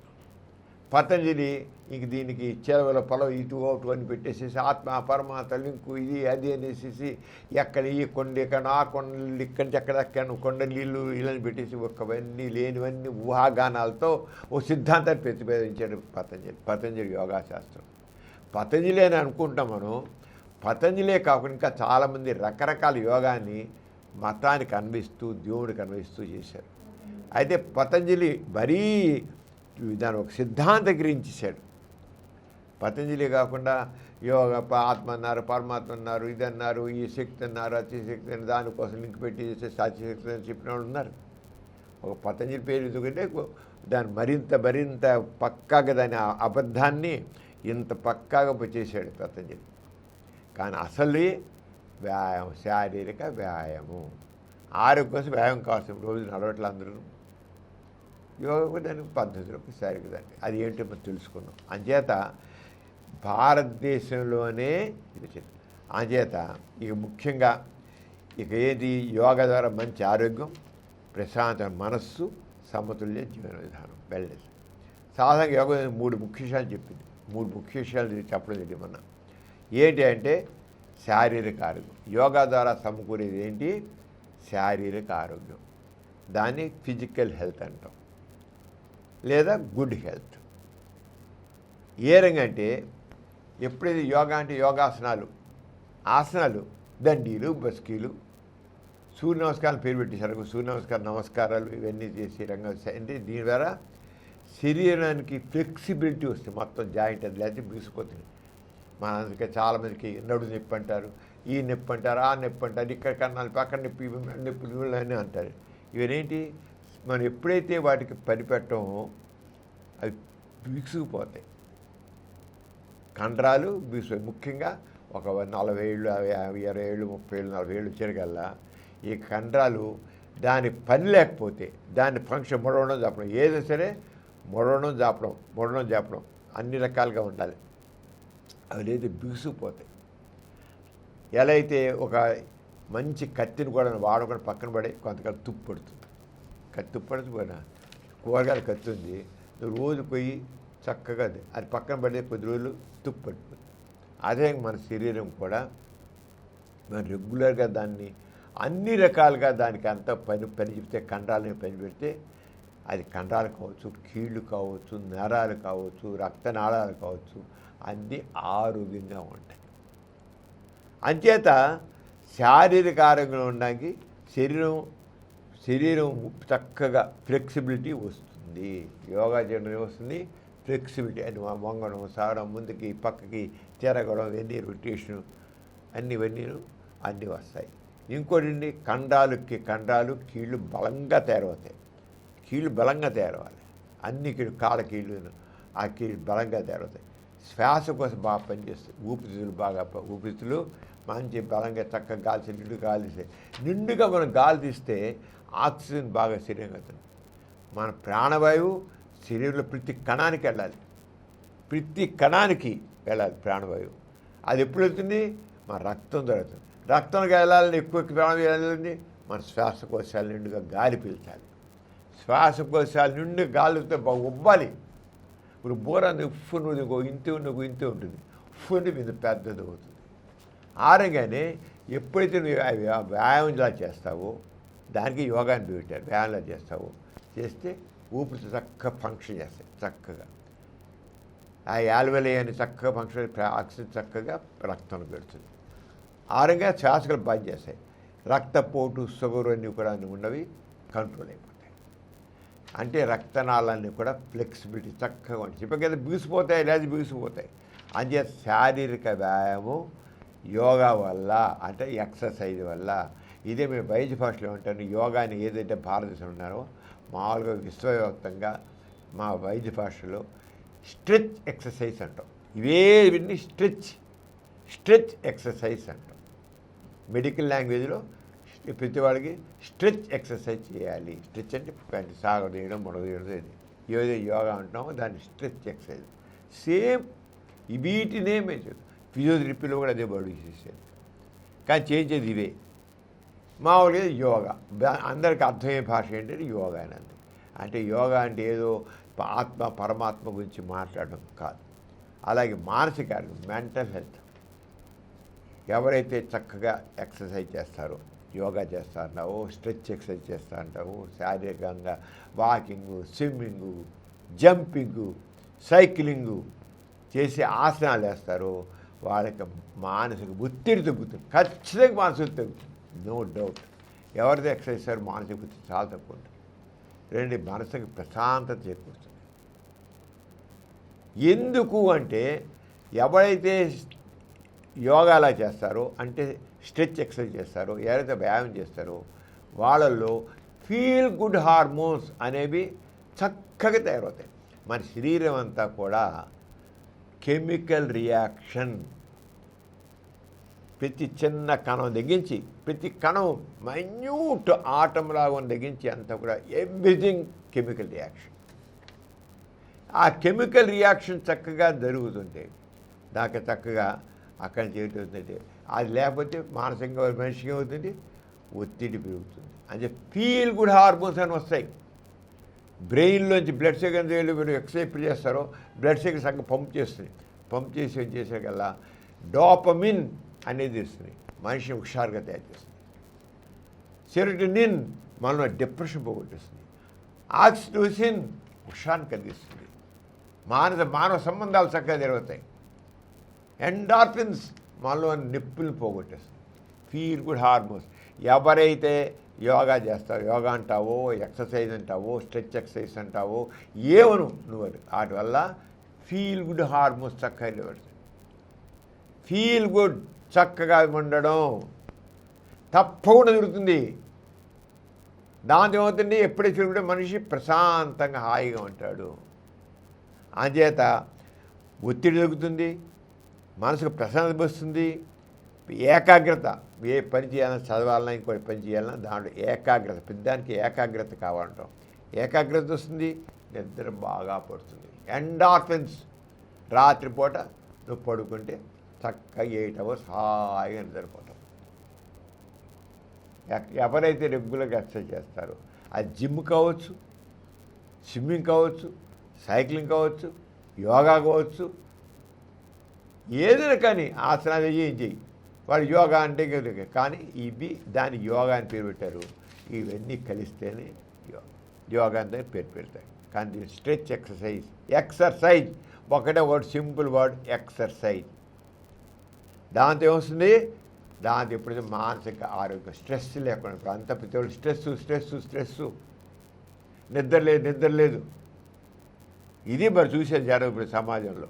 దానికి కారణం ఎవడు ఆ కుర్చీకి పోతే కుర్చీలాగా అంటూ కూర్చోడు. కుర్చీకి రోజంతా కూర్చొని అందరూ ఈ కంప్యూటర్కి వచ్చిన తర్వాత ఆ కంప్యూటర్ కూర్చోవడం చేయడం. మనిషికి శారీరక వ్యాయామం ఏది. అందుకనే మామూలు కష్టపడే మనుషులు ఉన్నారే హాయిగా నిద్రపోతారు. వాళ్ళు చేసే పని శారీరం ఒక పొలం దుంతాడు, లేకపోతే ఇంకో కార్మికుడేమో తవ్వుతాడు, గొడ్డ బిడ్డ చేస్తాడు, నడుగుతాడు, పలుగు పెట్టి తవ్వుతాడు, పార బిడ్డ చేస్తాడు. అవి కూడా ఎక్సర్సైజే. ఇప్పుడు ఆ ఇంట్లో అయితే పూర్వకాలం అయితే తిరగలు తిప్పేవాళ్ళు, మధ్య కవం చేసేవాళ్ళు. ఇప్పుడు ఏముంది, గ్రైండర్, దాన్ని పెట్టడం అందం అయిపోయింది. ఇద్దరికి కట్టెలు పొయ్యిలు పెట్టాడు, ఉప్పు నూతుకు బొగ్గులు చేసి ఇప్పుడు ఏముంది, స్టవ్ వెలిగించడం, దాన్ని పడేయడం అయిపోయింది. అందులో ఇక పెడితే అన్నీ ప్రెషర్ కుక్కరు, అన్నం నీళ్ళు పోయడం, అన్నం బియ్యం పోసేయడం, అది వేసాడు. ఇది పూరగానైతే అన్నం పెట్టడం, కట్టెలు విజయడం, చేతులు తిప్పడం చూస్తున్నాను. ఏముంది పొయ్యి కోత వచ్చాక అయిపోయింది పని. ఎవడు కష్టపడతాడు? కష్టం ఏది అసలు కష్టం లేదు. ఇక మెట్లు ఎక్కి దిగాలని మెట్లు ఎక్కడ ఉంది? మెట్లు కొన్ని చోట్ల అది మెట్లే ఉండవు, అంత లిఫ్ట్. ఫస్ట్ ఫ్లోర్కి వెళ్ళాలని లిఫ్టే, నడిచేది లేదు. ఇక ఏది ఎక్సర్సైజ్ మనిషికి? ఎక్సర్సైజ్ లేకపోతే ఏమవుతుంది? చెప్పానే, యూజ్ చేయని కత్తి తుప్పట్టిపోతుంది. ఆ రంగానే మనిషి శరీరంలో కండరాలు, కీళ్ళు అన్నీ కూడా తుప్పడితే బుర్ర కూడా పనిచేయకుండా పోతుంది. మానసిక ప్రశాంతత అంత పని చేయింది ఎప్పుడు కూడా నష్టం చేస్తుంది. అంచేత మానసిక ఆరోగ్యం చక్కగా వస్తుంది యోగా ద్వారా. ఇక తర్వాత ఏంటి? ఇమ్యూనిటీ కావాలి మనకి. ఊరికే తరచుగా వ్యాధులు వస్తుంటాయి. మనం అంటున్నాం వాళ్ళకి రోగనిశక్తి లేదు, వాడిలో అమ్మాయిలో రోగనిశక్తి లేదు, అమ్మాయిలో ఆయనలో రోగనిశక్తి లేదు, ఎప్పుడు ఏదో రోగం అంటున్నారంటారు. నిజమే, ఇమ్యూనిటీ ఉంటుంది. ఎవరైతే కష్టపడి ఎవరైతే పని చేస్తారో, ఎక్సర్సైజ్ చేస్తారో, కష్టపడి పని చేసేవాడికి యోగా అవసరం లేదు, ఏం అవసరం లేదు. పలుబడి తవ్వేవాడు, పారబెట్టి కింద చేసేవాడు, వాడికి ఎందుకు యోగా? యోగాలు ఎక్సర్సైజ్లు అవసరం లేదు. వాడు చేసే పని అది పొలంలో దున్నేవాడు, కత్తిసి వరి కోసేవాడు, మొక్కలు నరికేవాడు, మొత్తం బాడీ అంతా పనిచేస్తుంటుంది. ఇక్కడ ఎవడుకుంది? అందరూ చదువుకున్నారు, టీవీ ఏసీలో కూర్చోవాలి, కుర్చీలో కూర్చోవాలి, కంప్యూటర్స్ ఇంతే. ఇది ఒకటే, ఇది 4 రోజులు మీకు ఇది కూడా పని చేయవు. ఎన్ని పీ నొప్పులు, ఆ నొప్పులు, ఆ నొప్పులు, మెడ ఇలాంటి అనలేరు, ఇలా మెడ ఇలా అనలేరు, అన్నీ పట్టేసాయి. ఎప్పుడైనా మెడ ఇలా అంటేనే ఇలా ఉంటుంది, అది చేశారా? ఏం లేదు. మరి యోగాకి అవసరం ఉందా లేదా? ఖచ్చితంగా అవసరం, ఖచ్చితంగా అవసరం. అందుకనే యూనో గుర్తించి ప్రపంచవ్యాప్తంగా ఈ డిజిటల్ యుగంలో ఎంతమందో రకరకాల ఏంటి ఒబేసిటీ, పూర్వకాల ఒబేసిటీ ప్రాబ్లం లేదు. అంతా అందరూ ఇప్పుడు బండాళ్లే ఇంత ఒళ్ళేస్తూ తయారైపోయారు. ఒళ్ళేరికి ఏం వచ్చేస్తుంది? షుగర్ వచ్చేస్తుంది, బీపీ వచ్చేస్తుంది, కొలెస్ట్రాల్ వస్తుంది. వీటి వల్ల ఏమొస్తున్నాయి? హార్ట్ అటాకులు, బ్రెయిన్ స్ట్రోకులు, కిడ్నీ జబ్బులు, లివర్ ఫెయిల్యూర్స్, ఇవన్నీ వస్తున్నాయి. ఇప్పుడు పూర్వకాలం ఇంతమంది గుండె హార్ట్ అటాక్ వచ్చిన వాడు ఉండారా? ఎక్కడో హార్ట్ అటాక్ అంటే పూర్వకాలం 60, 70, 80 ఏళ్ళు వచ్చిన హార్ట్ అటాక్ అన్నాడు. ఇప్పుడు 20 ఏళ్ళవాడికి 30 ఏళ్ళవాడికి హార్ట్ అటాక్. ఎందుకంటే 10 ఏళ్ళవాడికి ఇంత బొండంగాడు, వాడు ఆటలు పాడలేవు. రెసిడెన్స్ స్కూల్లో పారేయడం, జైల్లాగా గదులో కూర్చోవడం, ఉదయం సాయం దాకా చదువు. ఇది ఇక్కడ తప్పైంది, ఈ బొంటి బలం ఏం లేదు. ఆలోచిస్తున్నారా అని అసలు ఆరోగ్యం గురించి? ఆరోగ్యానికి శారీరక ఆరోగ్యం కావాలి, మానసిక ఆరోగ్యం కావాలి. ఎక్కడుంది? కనీసం యోగా అంటే ఇంట్లో కాస్త 4 రోజులు స్థలం చాలు యోగాకి.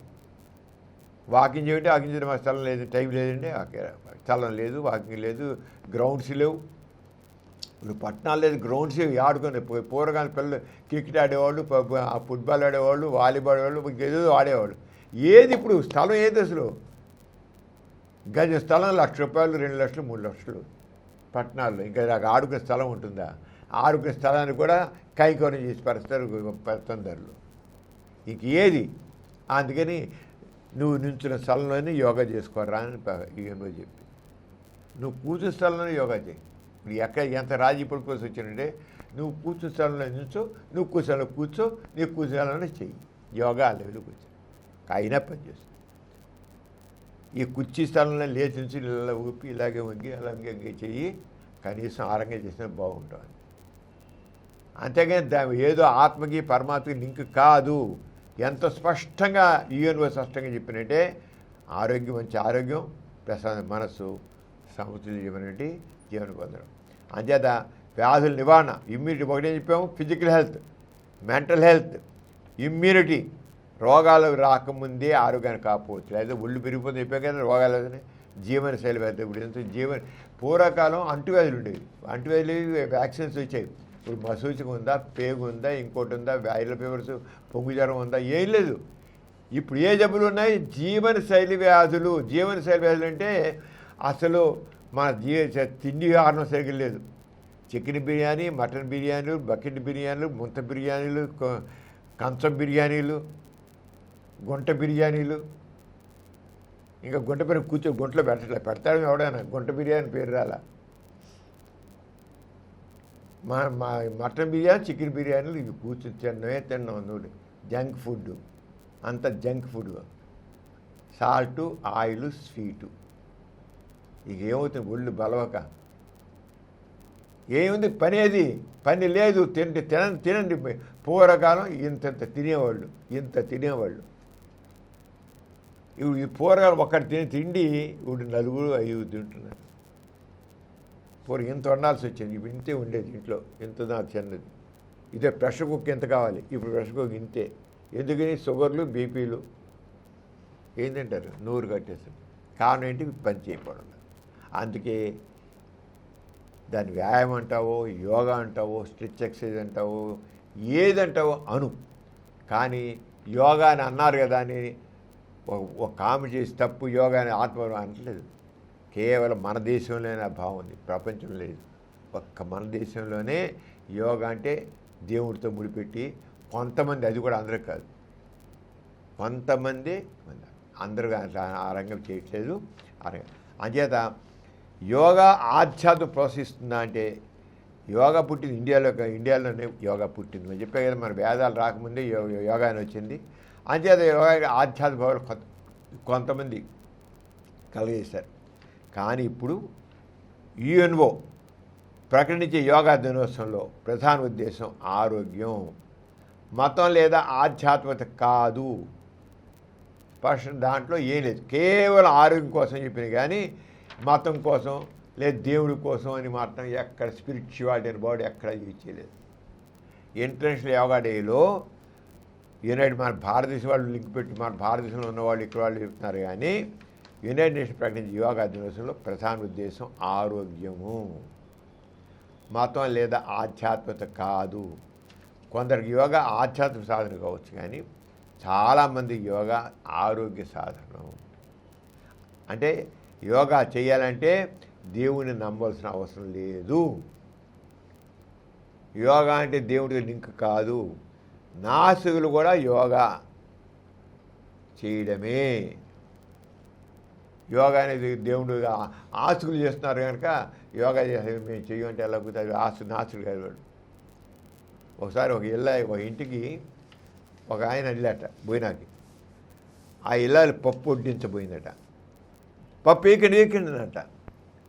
ఏంటన్నట, ఈ పప్పు బ్రాహ్మణులు తింటారు, పప్పు భోజనం చేసే బ్రాహ్మణులు, అంతే బ్రాహ్మణులు అంటే వ్యతిరేకం, నేను అది వేయొద్దన్నట. సరే అయిపోయాక కూర చేశాను. అంటే నెయ్యి వేయదు, అది బ్రాహ్మణులు వేసుకుంటారు, నాకు వద్దన్నట, నెయ్యి వద్దన్నట. అప్పుడు ఇలాలన్నట, పప్పు బ్రాహ్మణులు తింటారన్నారు, నెయ్యి బ్రాహ్మణులు వేసుకుంటారన్నారు, మరి అన్నం కూడా బ్రాహ్మణులు తింటారు, తిన్న మానేసిపోతుంది కదా అన్నట్టు.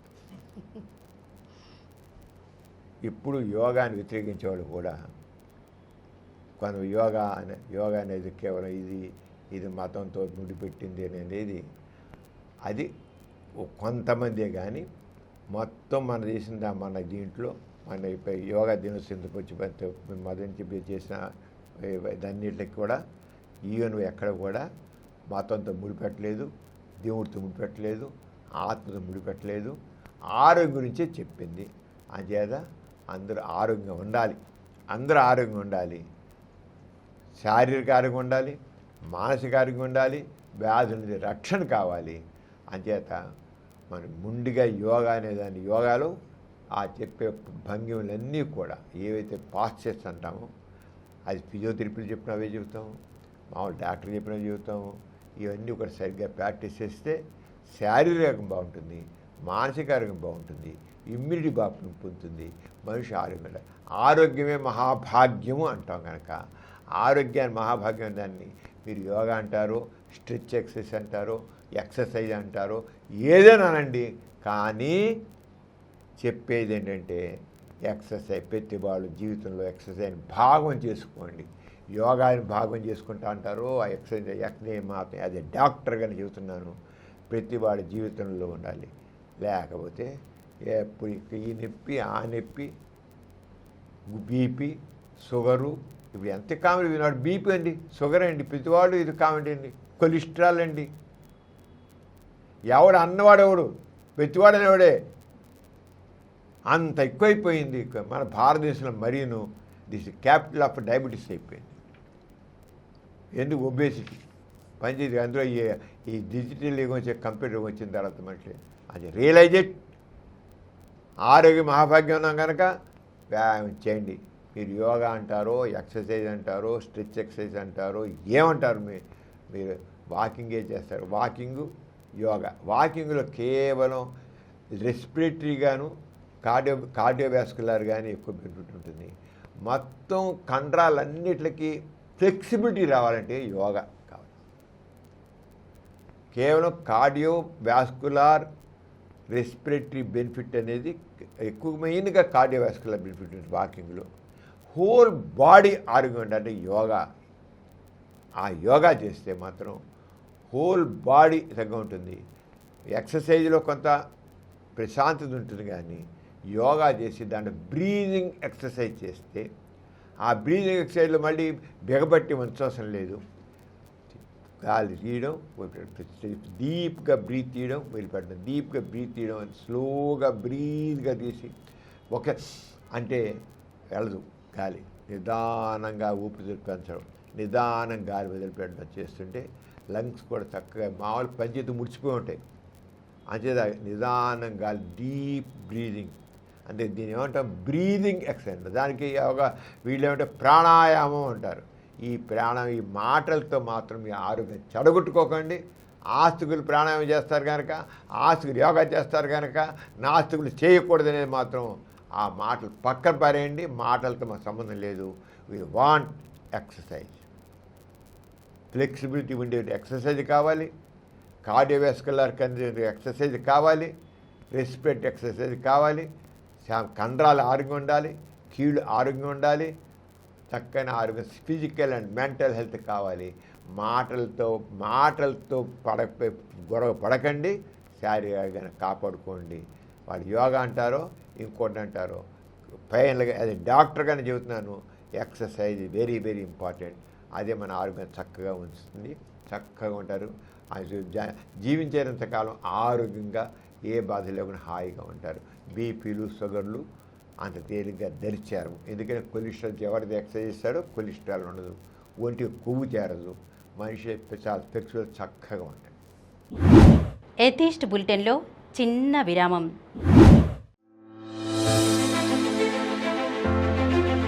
సామాజిక విజ్ఞానం మానవ సమస్యలు, మనుషుల మధ్య ఉన్న ఎన్నో అసమానతలు, ఆర్టిఫిషియల్ ఇంటెలిజెన్స్, గొప్ప గొప్ప వ్యక్తుల జీవిత చరిత్రలు, సైంటిస్టుల అద్భుత ఆవిష్కరణలు, చరిత్ర గతి మార్చిన ఆణిముత్యాల్లాంటి పుస్తకాలు, ఇలా చెప్పుకుంటూ పోతే ఒకటా రెండా, ఇలా ఎన్నో రకాల అంశాలపై సమగ్ర విశ్లేషణ ఇస్తూ సామాజిక చైతన్యానికి ప్రతీకగా నిలుస్తూ ప్రగతికి బాటలు వేస్తూ నాలెడ్జ్ ఈజ్ పవర్ అనే విషయాన్ని అక్షరాల నిరూపిస్తూ ప్రజలలో సామాజిక స్పందనను, సామాజిక చైతన్యాన్ని కలిగిస్తున్న మా సమరం ప్రగతి ఛానల్ను తప్పక వీక్షించండి. ఎథీస్ట్ బులెటిన్కి తిరిగి స్వాగతం. డాక్టర్ గారు, పుష్కరాలను ప్రభుత్వ పరంగా నిర్వహించడంపై మీ కామెంట్ ఏంటి? ప్రేమిల గోదావరి పుష్కరాలు వస్తున్నాయి కొద్ది త్వరలోనే. మన ఆంధ్రప్రదేశ్ ప్రభుత్వం గోదావరి పుష్కరాలకి అనేక సదుపాయాలు కలిగిన పేరు కొన్ని కోట్లు ఖర్చు పెట్టాడు. కోట్లు అంటే ప్రభుత్వ పరంగా మామూలుగా అయితే జనాలకి స్నాన ఘట్టాలు పెట్టి స్నానం చేయండి అని ప్రోత్సహించడం వేరు. మామూలు రోజుల్లో కూడా పుష్కరాల కోసం ప్రత్యేకంగా ఆయనకి స్నాన ఘట్టాలు తయారు చేసి, పుష్కరాల కోసం జనాలు మొబిలైజ్ చేసి బస్సులు పెట్టి, పుష్కరాల కోసం రోడ్లు వేసి, ఆ 12 రోజుల కోసం చేయడం చూసావా? అంటే ఆ పుష్కరం అనే ఆ సమయంలో, ఆ కాలంలో స్నానం చేస్తే మరి మీ అందరికీ పాపాలు పోతాయి, పుణ్యం వస్తుంది, దేవతల ఆశీర్వాదాలు పొందుతారు. ఆ పుష్కరాలలో ముక్కోటి దేవతలు ఆ గోదావరిలో మునిగి ఉంటారు. వాళ్ళందరూ మునిగి ఉంటారు కనుక మీకు వాళ్ళందరికీ దీవులు అందుతాయి, వాళ్ళతో పాటు స్నానం చేస్తుంటే అని అన్నట్లుగా చేస్తుంది. ఒక సమాజంలో ఒక మౌఢ్యాన్ని పెంచడం కింద లెక్క. నువ్వు పుష్కరాల సమయంలో మామూలుగా కూడా స్నానానికి సంబంధించి స్నానాలు చేయడానికి అవన్నీ మెట్లు వేసి నదిలోకి వేసి దిగి చేసి సేఫెస్ట్గా తయారు చేయమని. పుష్కరాల సమయం చేయడం కాదు దానికి కరెక్ట్. ఎందుకు అంటే ఒక మౌఢ్యాన్ని పుష్కర సమయంలో చేస్తే ఆ టైంలో చేస్తేనే పుణ్యం వస్తుంది. అసలు ఈ కాన్సెప్ట్. ఇంకోటి ఏంటి, పుష్కరాల సమయంలో ఆ సమయంలో నదిలో స్నానం చేస్తే పాపం ఇంకా ఏ రంగం పోయి ఆశకులు పెద్దానికి పాపం పుణ్యం పెడతారు కదా, పాపాలన్నీ కడుక్కుపోతాయి. మనం చేసిన పాపాలన్నీ కూడా వాషౌట్ అయిపోతాయి, మళ్ళీ మంచి ఫ్రెష్ అయిపోతాయి. స్నానం చేస్తే మన మీద ఒంటి మీద దుమ్మంతా పోతుంది, వేరే విషయం కరెక్టే. ఎక్కువసేపు నదిలో మంచి నీళ్ళు వెళ్తుంటే దాంట్లో దిగితే ఆ ప్రవాహంతో ఆ వాటర్ కరెంట్స్ మన ఒంటి మీద మట్టిని తీసేయచ్చు, ఫ్రెష్గా మన ఆరోగ్యం కూడా ఫ్రెష్గా ఉండొచ్చు, వేరే విషయం. కానీ పాపాలన్నీ కూడా కడిగేయబడతాయని చూసావా, అక్కడ ఆలోచించాలి. దీంట్లో మనిషి తన నైతిక విలువలని ఏ రంగా వదిలితే బాధ్యతలు తప్పించుకోవడం అర్థం. నేను ఈ విషయం గురించి మాట్లాడుతున్నాను. ఎందుకంటే ఈ నదీ పుష్కరాల సమయంలో స్నానం చేసే పాపాలు పోతాయి, పుణ్యం వచ్చే నమ్మకం చాలా కాంచి ఉంది, ఇప్పటికీ ఉంది. ఆ నమ్మకాన్ని ప్రభుత్వాలు కూడా పోషిస్తున్నాయి. అది తప్పు. సమాజంలో ఉన్నాయి, దాన్ని పోగొట్టాల్సింది పోయి ప్రభుత్వాలు దాన్ని మరింత బలపరుస్తున్నాయి. అది మాత్రం ఖండించదగ్గ విషయం. ప్రజలకు ఈ మూఢనమ్మకం గురించి ఎలా అవగాహన కల్పించాలి మనం చెప్పాలి. మామూలుగా అయితే ప్రభుత్వం అనేది మన భారతదేశం సెక్యులర్ స్టేట్. సెక్యులర్ స్టేట్ ప్రత్యేక దీనికోసం పుష్కరాల కోసం చేయదు. ఎందుకు మతపరంగా ప్రభుత్వం కలిపి కావాలంటే జనం చాలా ఎక్కువ మంది చూస్తున్నారంటే రక్షణ కలిగించడానికి పోలీసు వాళ్ళని పెట్టచ్చు. జనం వస్తుంటే పోలీసు వాళ్ళని తక్కిన వాలంటీర్స్ని పెట్టి చేయొచ్చు, వస్తున్నారు. అది మామూలుగా అది రెస్పాన్సిబిలిటీ. ఎక్కువ మంది జనం వస్తున్నారంటే తొక్కిసలాగా ఉండాలి, ఈ రకం దగ్గర జరగకుండా చూడాల్సిన బాధ్యత ప్రభుత్వం ఉంది, కాదన్నాం. కానీ రండి అని పిలిచి మీకు అన్ని అవకాశాలు కలిగిస్తాం, రండి అని చెప్పడం అంటే ఒక మౌఢ్యాన్ని పెంచడానికి ప్రభుత్వం తోడుతుంది అన్నమాట. అసలే పుష్కరాలు అనేది ఒక మౌఢ్యానికి సంబంధించింది, దానికి అర్థం పడుతుంది. అది ఏంటో తెలుసుకున్నాం. ఈ పుష్కరం అంటే పాపం. అసలు పుష్కరాలు పాపాలన్నీ తుడిచిపెట్టిపోతాయి, పుణ్యం వస్తుంది. పుష్కర స్నానం చేసే పాపాలు తుడిచిపోతే పుణ్యం వస్తుంది. అసలు పాపం అంటే ఏంటి ముందుగా మనం ప్రశ్నించుకోవాలి. మనిషి చేసిన తప్పు ఒక నైతికత లేదా సామాజిక విషయం. మనిషి తప్పు చేశాడని తప్పు అన్నకో అది నైతిక విషయం. ఉదాహరణకి ఎవరో ఒకరిని మోసం చేస్తే, అది దొంగతనం చేస్తే, అబద్ధం చేస్తే అవన్నీ తప్పు. మనిషి మానవ సంబంధాల్లో మనిషి నిజాయితీగా ఉండాలి, అబద్ధాలు చెప్పకూడదు, మోసం చేయకూడదు, దగా చేయకూడదు. ఇప్పుడు దీనివల్ల ఏంటంటే ఇప్పుడు నీళ్ళల్లో మునిగాడుకో ఒక అవినీతిపరుడు ఉన్నాడు, లంచగొండి వాడు చేసేవాడు ఉంటాడు. లంచగొండితనం ఉంటుంది. ఇప్పుడు అవినీతి కానీ అవినీతి సమాజం ఎంత అవినీతి ఉంది, లంచగొండితనం ఉంది, బ్లాక్ మార్కెట్ ఉంది, కల్తీ చేసే మనుషులు ఉన్నారు, దోపిడీ చేసే మనుషులు ఉన్నారు, మోసం చేసే మనుషులు ఉన్నారు, దగా చేసే మనుషులు ఉన్నారు. వీళ్ళందరూ నదిలో పుష్కర సమయంలో స్నానం చేస్తే అవన్నీ ప్రక్షాళన అయిపోతాయా? అయిపోతాయి అనుకుంటున్నారు వాళ్ళు. ఎందుకని ఇవన్నీ పాపం, నైతికత వ్యతిరేకంగా చేశారు. మంచిగా ఉండాలి కదా మనుషులు, నిజమే మాట్లాడాలి, సత్యం మాట్లాడాలి. పాపాలన్నీ పోతాయి, పుష్కరిణి స్నానం చేస్తే పాపాలన్నీ పోతాయి, పుణ్యం వస్తుంది. పాపాలు కూడా పోతాయని చూస్తారు. పాపాలు కడిగేయబడతాయి, వాష్ చేయబడతాయి. అంటే వాడు ఎంత అవినీతి చేసినా, ఎంత లంచాలు పుచ్చుకున్నా, ఎంత దోపిడీ చేసినా, ఎంత దేని చేసినా, వాడు కల్తీ మందులు అమ్మినా, కల్తీ ఎరువులు అమ్మినా, ఇవన్నీ బ్లాక్ మార్కెట్ చేసినా, ఇవన్నీ సామాజిక వ్యతిరేక కార్యకలాపాలు, అనైతిక పనులు. వాడు అనైతిక పనులు చేసేసి వాడికి నీళ్ళు ముసబుని పిలేస్తే అన్నీ పోతాయా? ఆలోచిద్దాం. అది కరెక్టే, తప్పు సరిదిద్దుకోవాలి. కానీ ఈ రకంగా చేయడం స్నానంతో పోతాయనుకుంటే తప్పు. అలా దేవుడికి వెళ్ళి లంపలేసుకుంటే దేవుడు క్షమించేస్తానన్నాం. అంటే సమాజంలో ఆలోచన ధోరణి ఎలా ఉంటుంది, దాన్ని ప్రభుత్వం ఇండైరెక్ట్గా ఎలా సపోర్ట్ చేస్తుంది. నీరే సిరే శుభ్రం చేస్తుంది కానీ మనసును కాదు కదా. ఇవన్నీ మనసును పెంచినవి. గోదావరి మునిగో, కృష్ణలో మునిగో, కావేరిలో మునిగో, ఎక్కడ మునిగితే ఆ నీళ్ళలో మునిగితే ఇప్పుడు ఆ నీళ్ళు అది శుభ్రం చేస్తుంది కదా. ఆ స్నానం వచ్చాయి శరీరంపై ధూళిపోతుంది. కానీ కొంత తాజాంశం కానీ మనుషులోని ఈర్ష్య, అసూయ, ద్వేషం, కోపం ఇవన్నీ ఇవన్నీను నీటితో కడగలేం. మనుషులు మోసం చేసే బుద్ధి, ద్వేష బుద్ధి, దాగా చేసే బుద్ధి ఆ నీళ్ళతో పోతుందా? పోతుంది. పుష్కరం అనేది సాధారణంగా 12 సంవత్సరాలు అది క్యాలెండర్ ప్రకారం వస్తుంది. లేకపోతే వీళ్ళు గ్రహాలు లెక్కెడతారంటారు. రాసులు గ్రహాలు లెక్కెడతారు కదా. 12 సంవత్సరాలకు ఒకసారి, ఒక నదికి ఒకసారి 12 సంవత్సరాలు. దీనికిను పాప పరిహారం భావనకు జోడించి ఆధ్యాత్మం చెప్పి ఇకన్నీ చెప్పేసి ఇంకా ఆధ్యాత్మిక లింక్ పెట్టే పెద్దాని పాప పరిహారం జరుగుతుంది. ఆ టైంలో చేస్తే పుణ్యం వచ్చేస్తుంది. పాపాలన్నీ కడిగేవి పడతాయి. పుష్కర కాలంలో ఆ 12 రోజుల్లో స్నానం చేస్తే కొంత ఉన్నారు మోసగాళ్ళు, వాడు 12 రోజులు స్నానం చేస్తారు కదా, ప్రతిరోజు చేస్తున్నారు. అంటే ఎంత సామాజిక వ్యతిరేక కార్యక్రమాలు చేశారో మనకు అర్థమవుతాడు. వాడి మనసులో ఎంత కుళ్ళుందో అర్థమవుతుంది. ప్రతిరోజు చేసేది. లేకపోతే ఎందుకు రోజు ఏం స్నానం చేసి రోజు 4 రోజులు ఏం స్నానం చేయమను, రోజుకు నది స్నానం చేయను, రోజు నదులు ఈదమను. ఆరోగ్యాలు బాగుపడుతుంది ఈత వల్ల.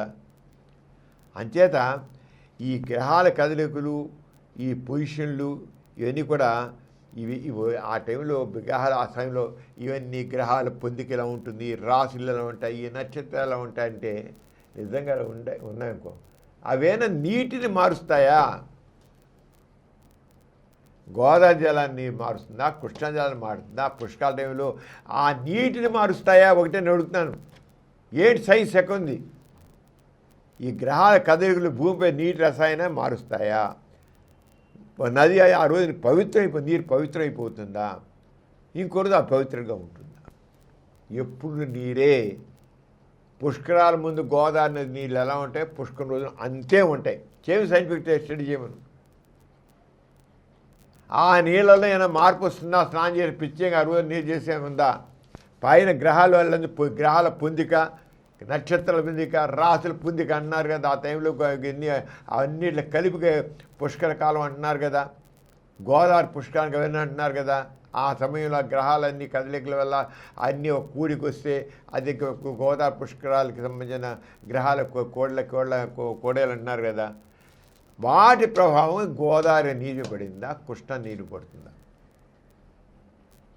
ఊరికే మూఢంగా వెళ్ళిపోయి ఒక గొర్రె తోకపడి ఇంకో గొర్రె వెళ్ళినట్లుగా మనుషులు వెళ్ళి స్నానం చేయడం. అసలు ఏమైనా క్రిటికల్ థింకింగ్ ఉందా ఈ మనుషుల్లో అని అడుగుతున్నాను నేను. ప్రభుత్వాలు ఈ రంగా జనాలన్నీ మూఢంగా ఎందుకు చేస్తాయి, మౌఢ్యాన్ని ఎందుకు పెంచుతాయి ప్రజల్లో?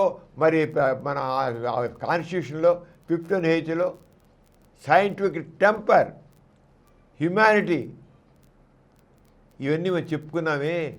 ఆ సైంటిఫిక్ టెంపర్ ఎక్కడ ప్రివెంట్ చేస్తున్నాయి? 51AH ఆర్టికల్లో మనం పెట్టుకున్నాం సైంటిఫిక్ టెంపర్ కావాలని. ఏ సైంటిఫిక్ టెంపరు? ప్రభుత్వాలు ఏమైనా ప్రమోట్ చేస్తున్నాయా? హ్యుమానిటీ ప్రమోట్ చేస్తున్నాయా? రిఫార్మ్ని ప్రమోట్ చేస్తున్నాయా? క్రిటికల్ థింకింగ్ అని చెప్పారు, క్రిటికల్ థింకింగ్ ప్రమోట్ చేస్తున్నాయా? 15Hలో క్రిటికల్ థింకింగ్, హ్యుమానిటీ ఏది అక్కడేముంది?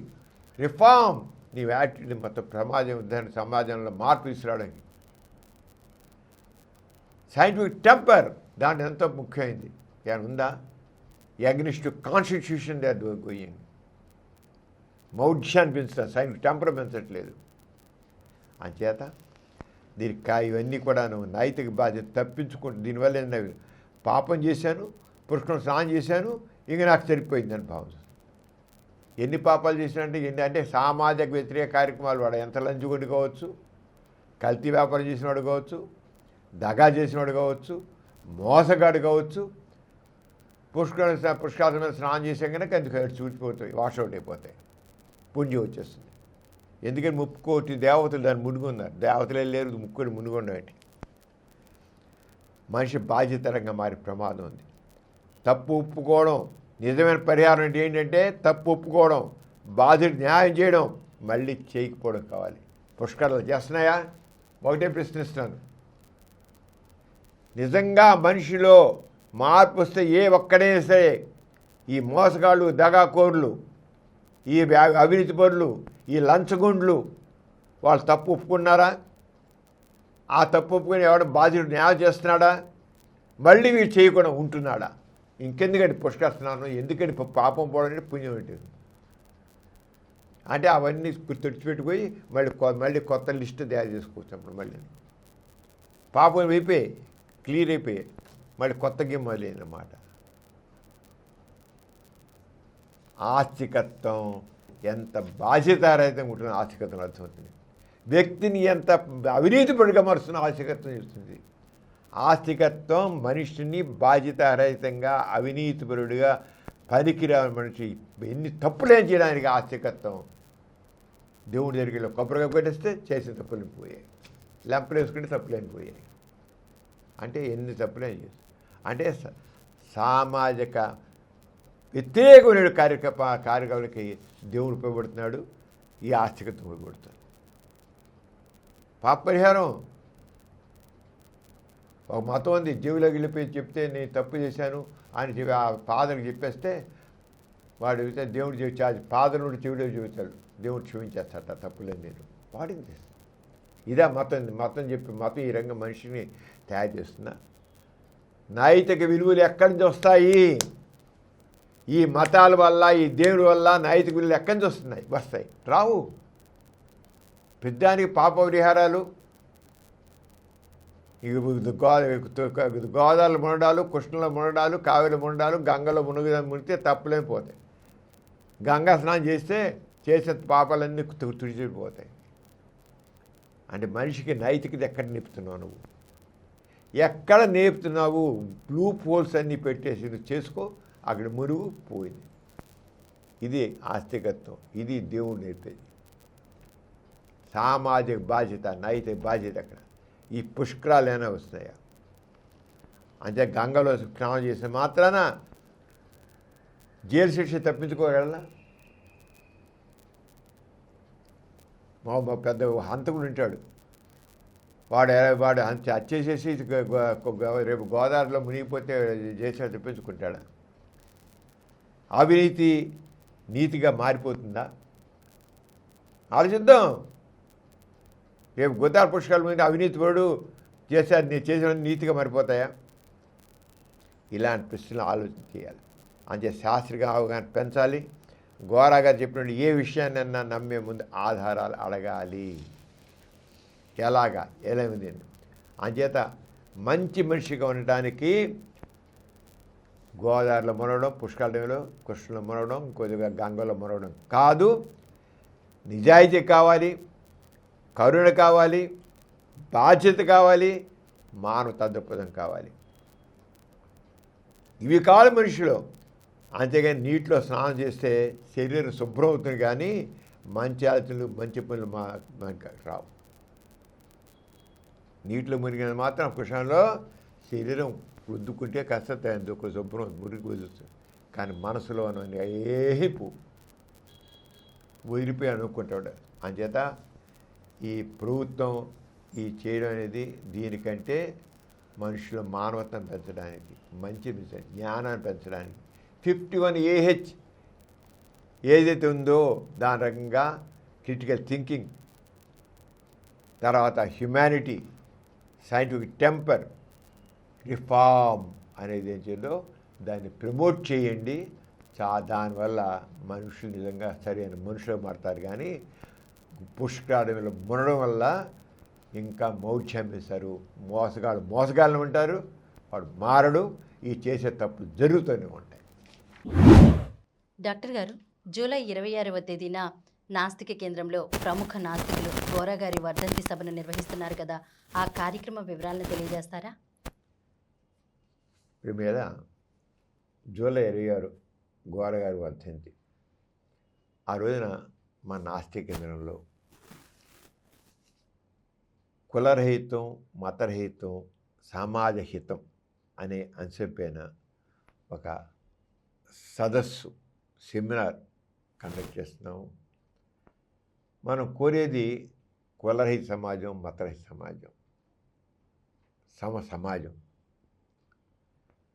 ఎప్పుడైతే ఈ కులాల వల్ల, మతాల వల్ల సమాజం అభివృద్ధి చెందదు మనం చూస్తున్నాం.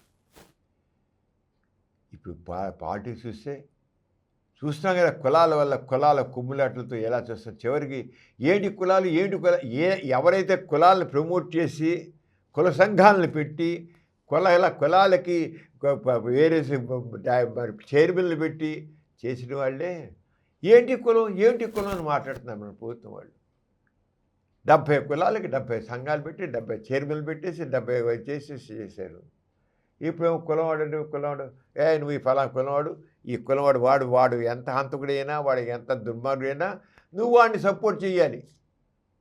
నువ్వు సపోర్ట్ చేయాలండి. నువ్వు ఆ కులాన్ని వాడు నీకేం బుద్ధి ఉందా, జ్ఞానం ఉందా? అసలు ఈ బుద్ధి నువ్వు ఫలానా కులవాడమైనా నీ కులస్తుడు వాడిని ఇలా కొట్టి చంపితే నువ్వు నోరు కూర్చుంటావేంటి అనే రకంగా మాట్లాడతారంటే కులం ఏ లెవెల్కి వెళ్ళిందో అర్థం చేసుకో. నువ్వు ఫలానా కులవాడు, నీ సిగ్గు లేదు. నీ కులవాడిని వాడు హంతకుడే, వాడు రేపులు చేసిన వాడే.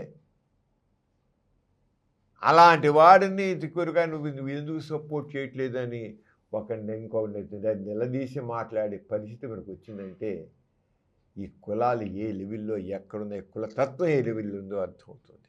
ఈ కులతత్వం ఏం చేస్తుంది, మనుషుల్లో సమాజంలో నీతిని లేకుండా చేస్తుంది, నైతికతని లేకుండా చేస్తుంది. సమాజంలో ఒక సమాజం కాని చోట కులాల వారిగా విభజించుకోవడం, ఇక ఎంత తప్పుడు పని చేసినా సరే వాడు సపోర్ట్ చేయడం. మన కులవాడు వాడు హంతకుడు కావచ్చు, దుర్మార్గుడు కావచ్చు, ఎవడైనా సరే. ఇదే మన మైండ్ సెట్ డెవలప్ చేసేది. ఇలాంటి మైండ్ సెట్ డెవలప్ చేసేది. అలా దాన్ని దానికి సరైన సమాధానం నాస్తికత్వం ఒకటి. గోరగారు ప్రతిపాదించినటువంటి ఈ పాజిటివ్ ఎథిజం ఒకటే సరైన సమాధానం. కులరహితం, మతరహితం, సమాజహితం అంటే కులాంతర, మతాంతర సమంజనుది ఒక వ్యవస్థను మనం ఏర్పాటు చేయాలి. కులరహిత, మతరహిత సమాజాన్ని మనం ఏర్పాటు చేయాలి. అది ఫిట్టింగ్ ఇది గోరగారికి. అదే ఆ రంగా మనం ఈ సందర్భంలో చాలా చక్కగా మంచి భక్తులు పాల్గొని మాట్లాడుతున్నారు.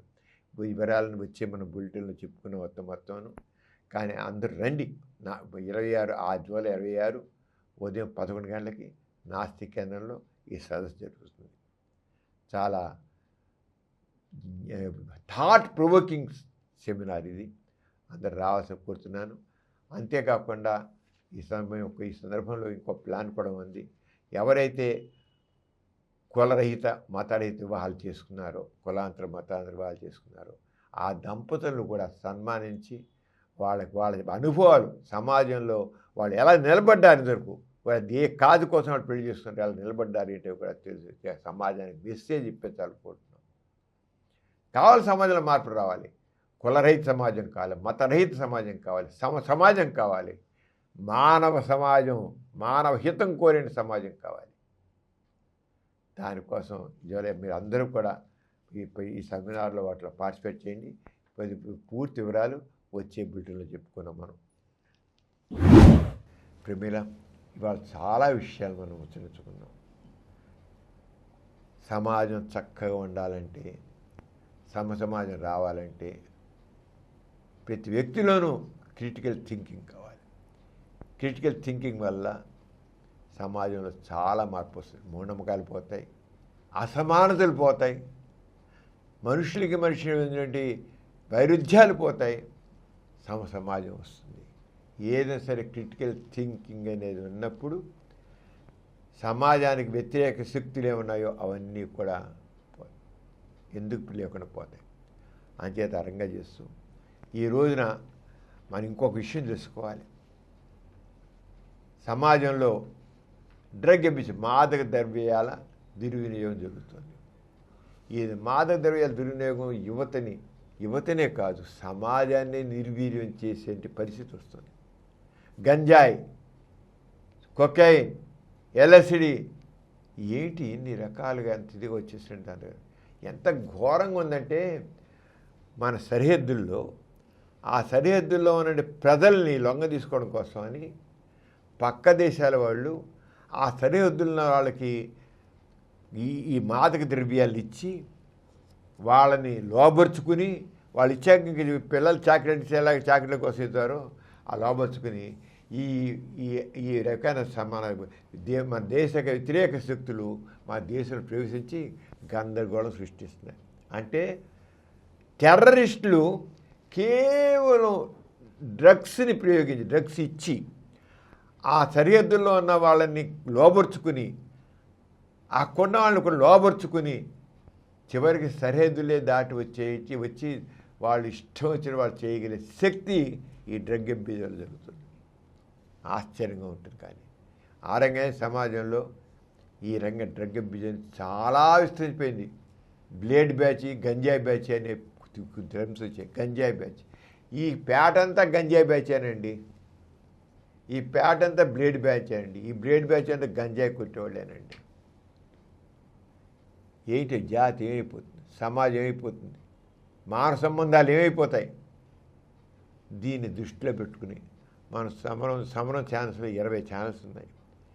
దీన్ని దృష్టిలో పెట్టుకుని సామాజిక చైతన్యం తీసుకురావడం కోసం అని డ్రగ్ అబ్యూజ్ ఛానల్, సమరం డ్రగ్ అబ్యూజ్ ఛానల్ని డైలీ ఛానల్ అనేక యువతకి ఎలా ఉండాలి, పాఠశాలలో ఉండాలి, కళాశాలలో ఉండాలి, ఉపాధ్యాయుల పాత్రల్లో ఉండాలి, వైద్యుల పాత్ర ఎలా ఉండాలి, సమాజం పాత్ర ఎలా ఉండాలి, అందరికీ అన్ని రకాల చట్టాలు ఎలా ఉండాలి, ప్రభుత్వపరంగా ఏ రంగం ఉండాలి, అందరి సమాజంలో ఉన్న వాళ్ళందరి యొక్క బాధ్యత ఉంది. దీన్ని ఎలా ఈ సమస్య ఎలా ఎదుర్కోవాలి మనం.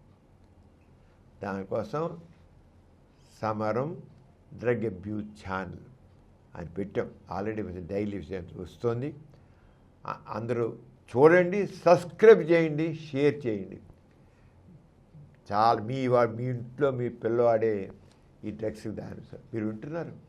సినిమా యాక్టర్లు, పెద్ద డాక్టర్ల తాలూకా పిల్లలే, ఇంజనీర్లు పిల్లలే, సాఫ్ట్వేర్ ఇంజనీరింగ్ పిల్లలు వర్క్ చేస్తున్న వాళ్ళే.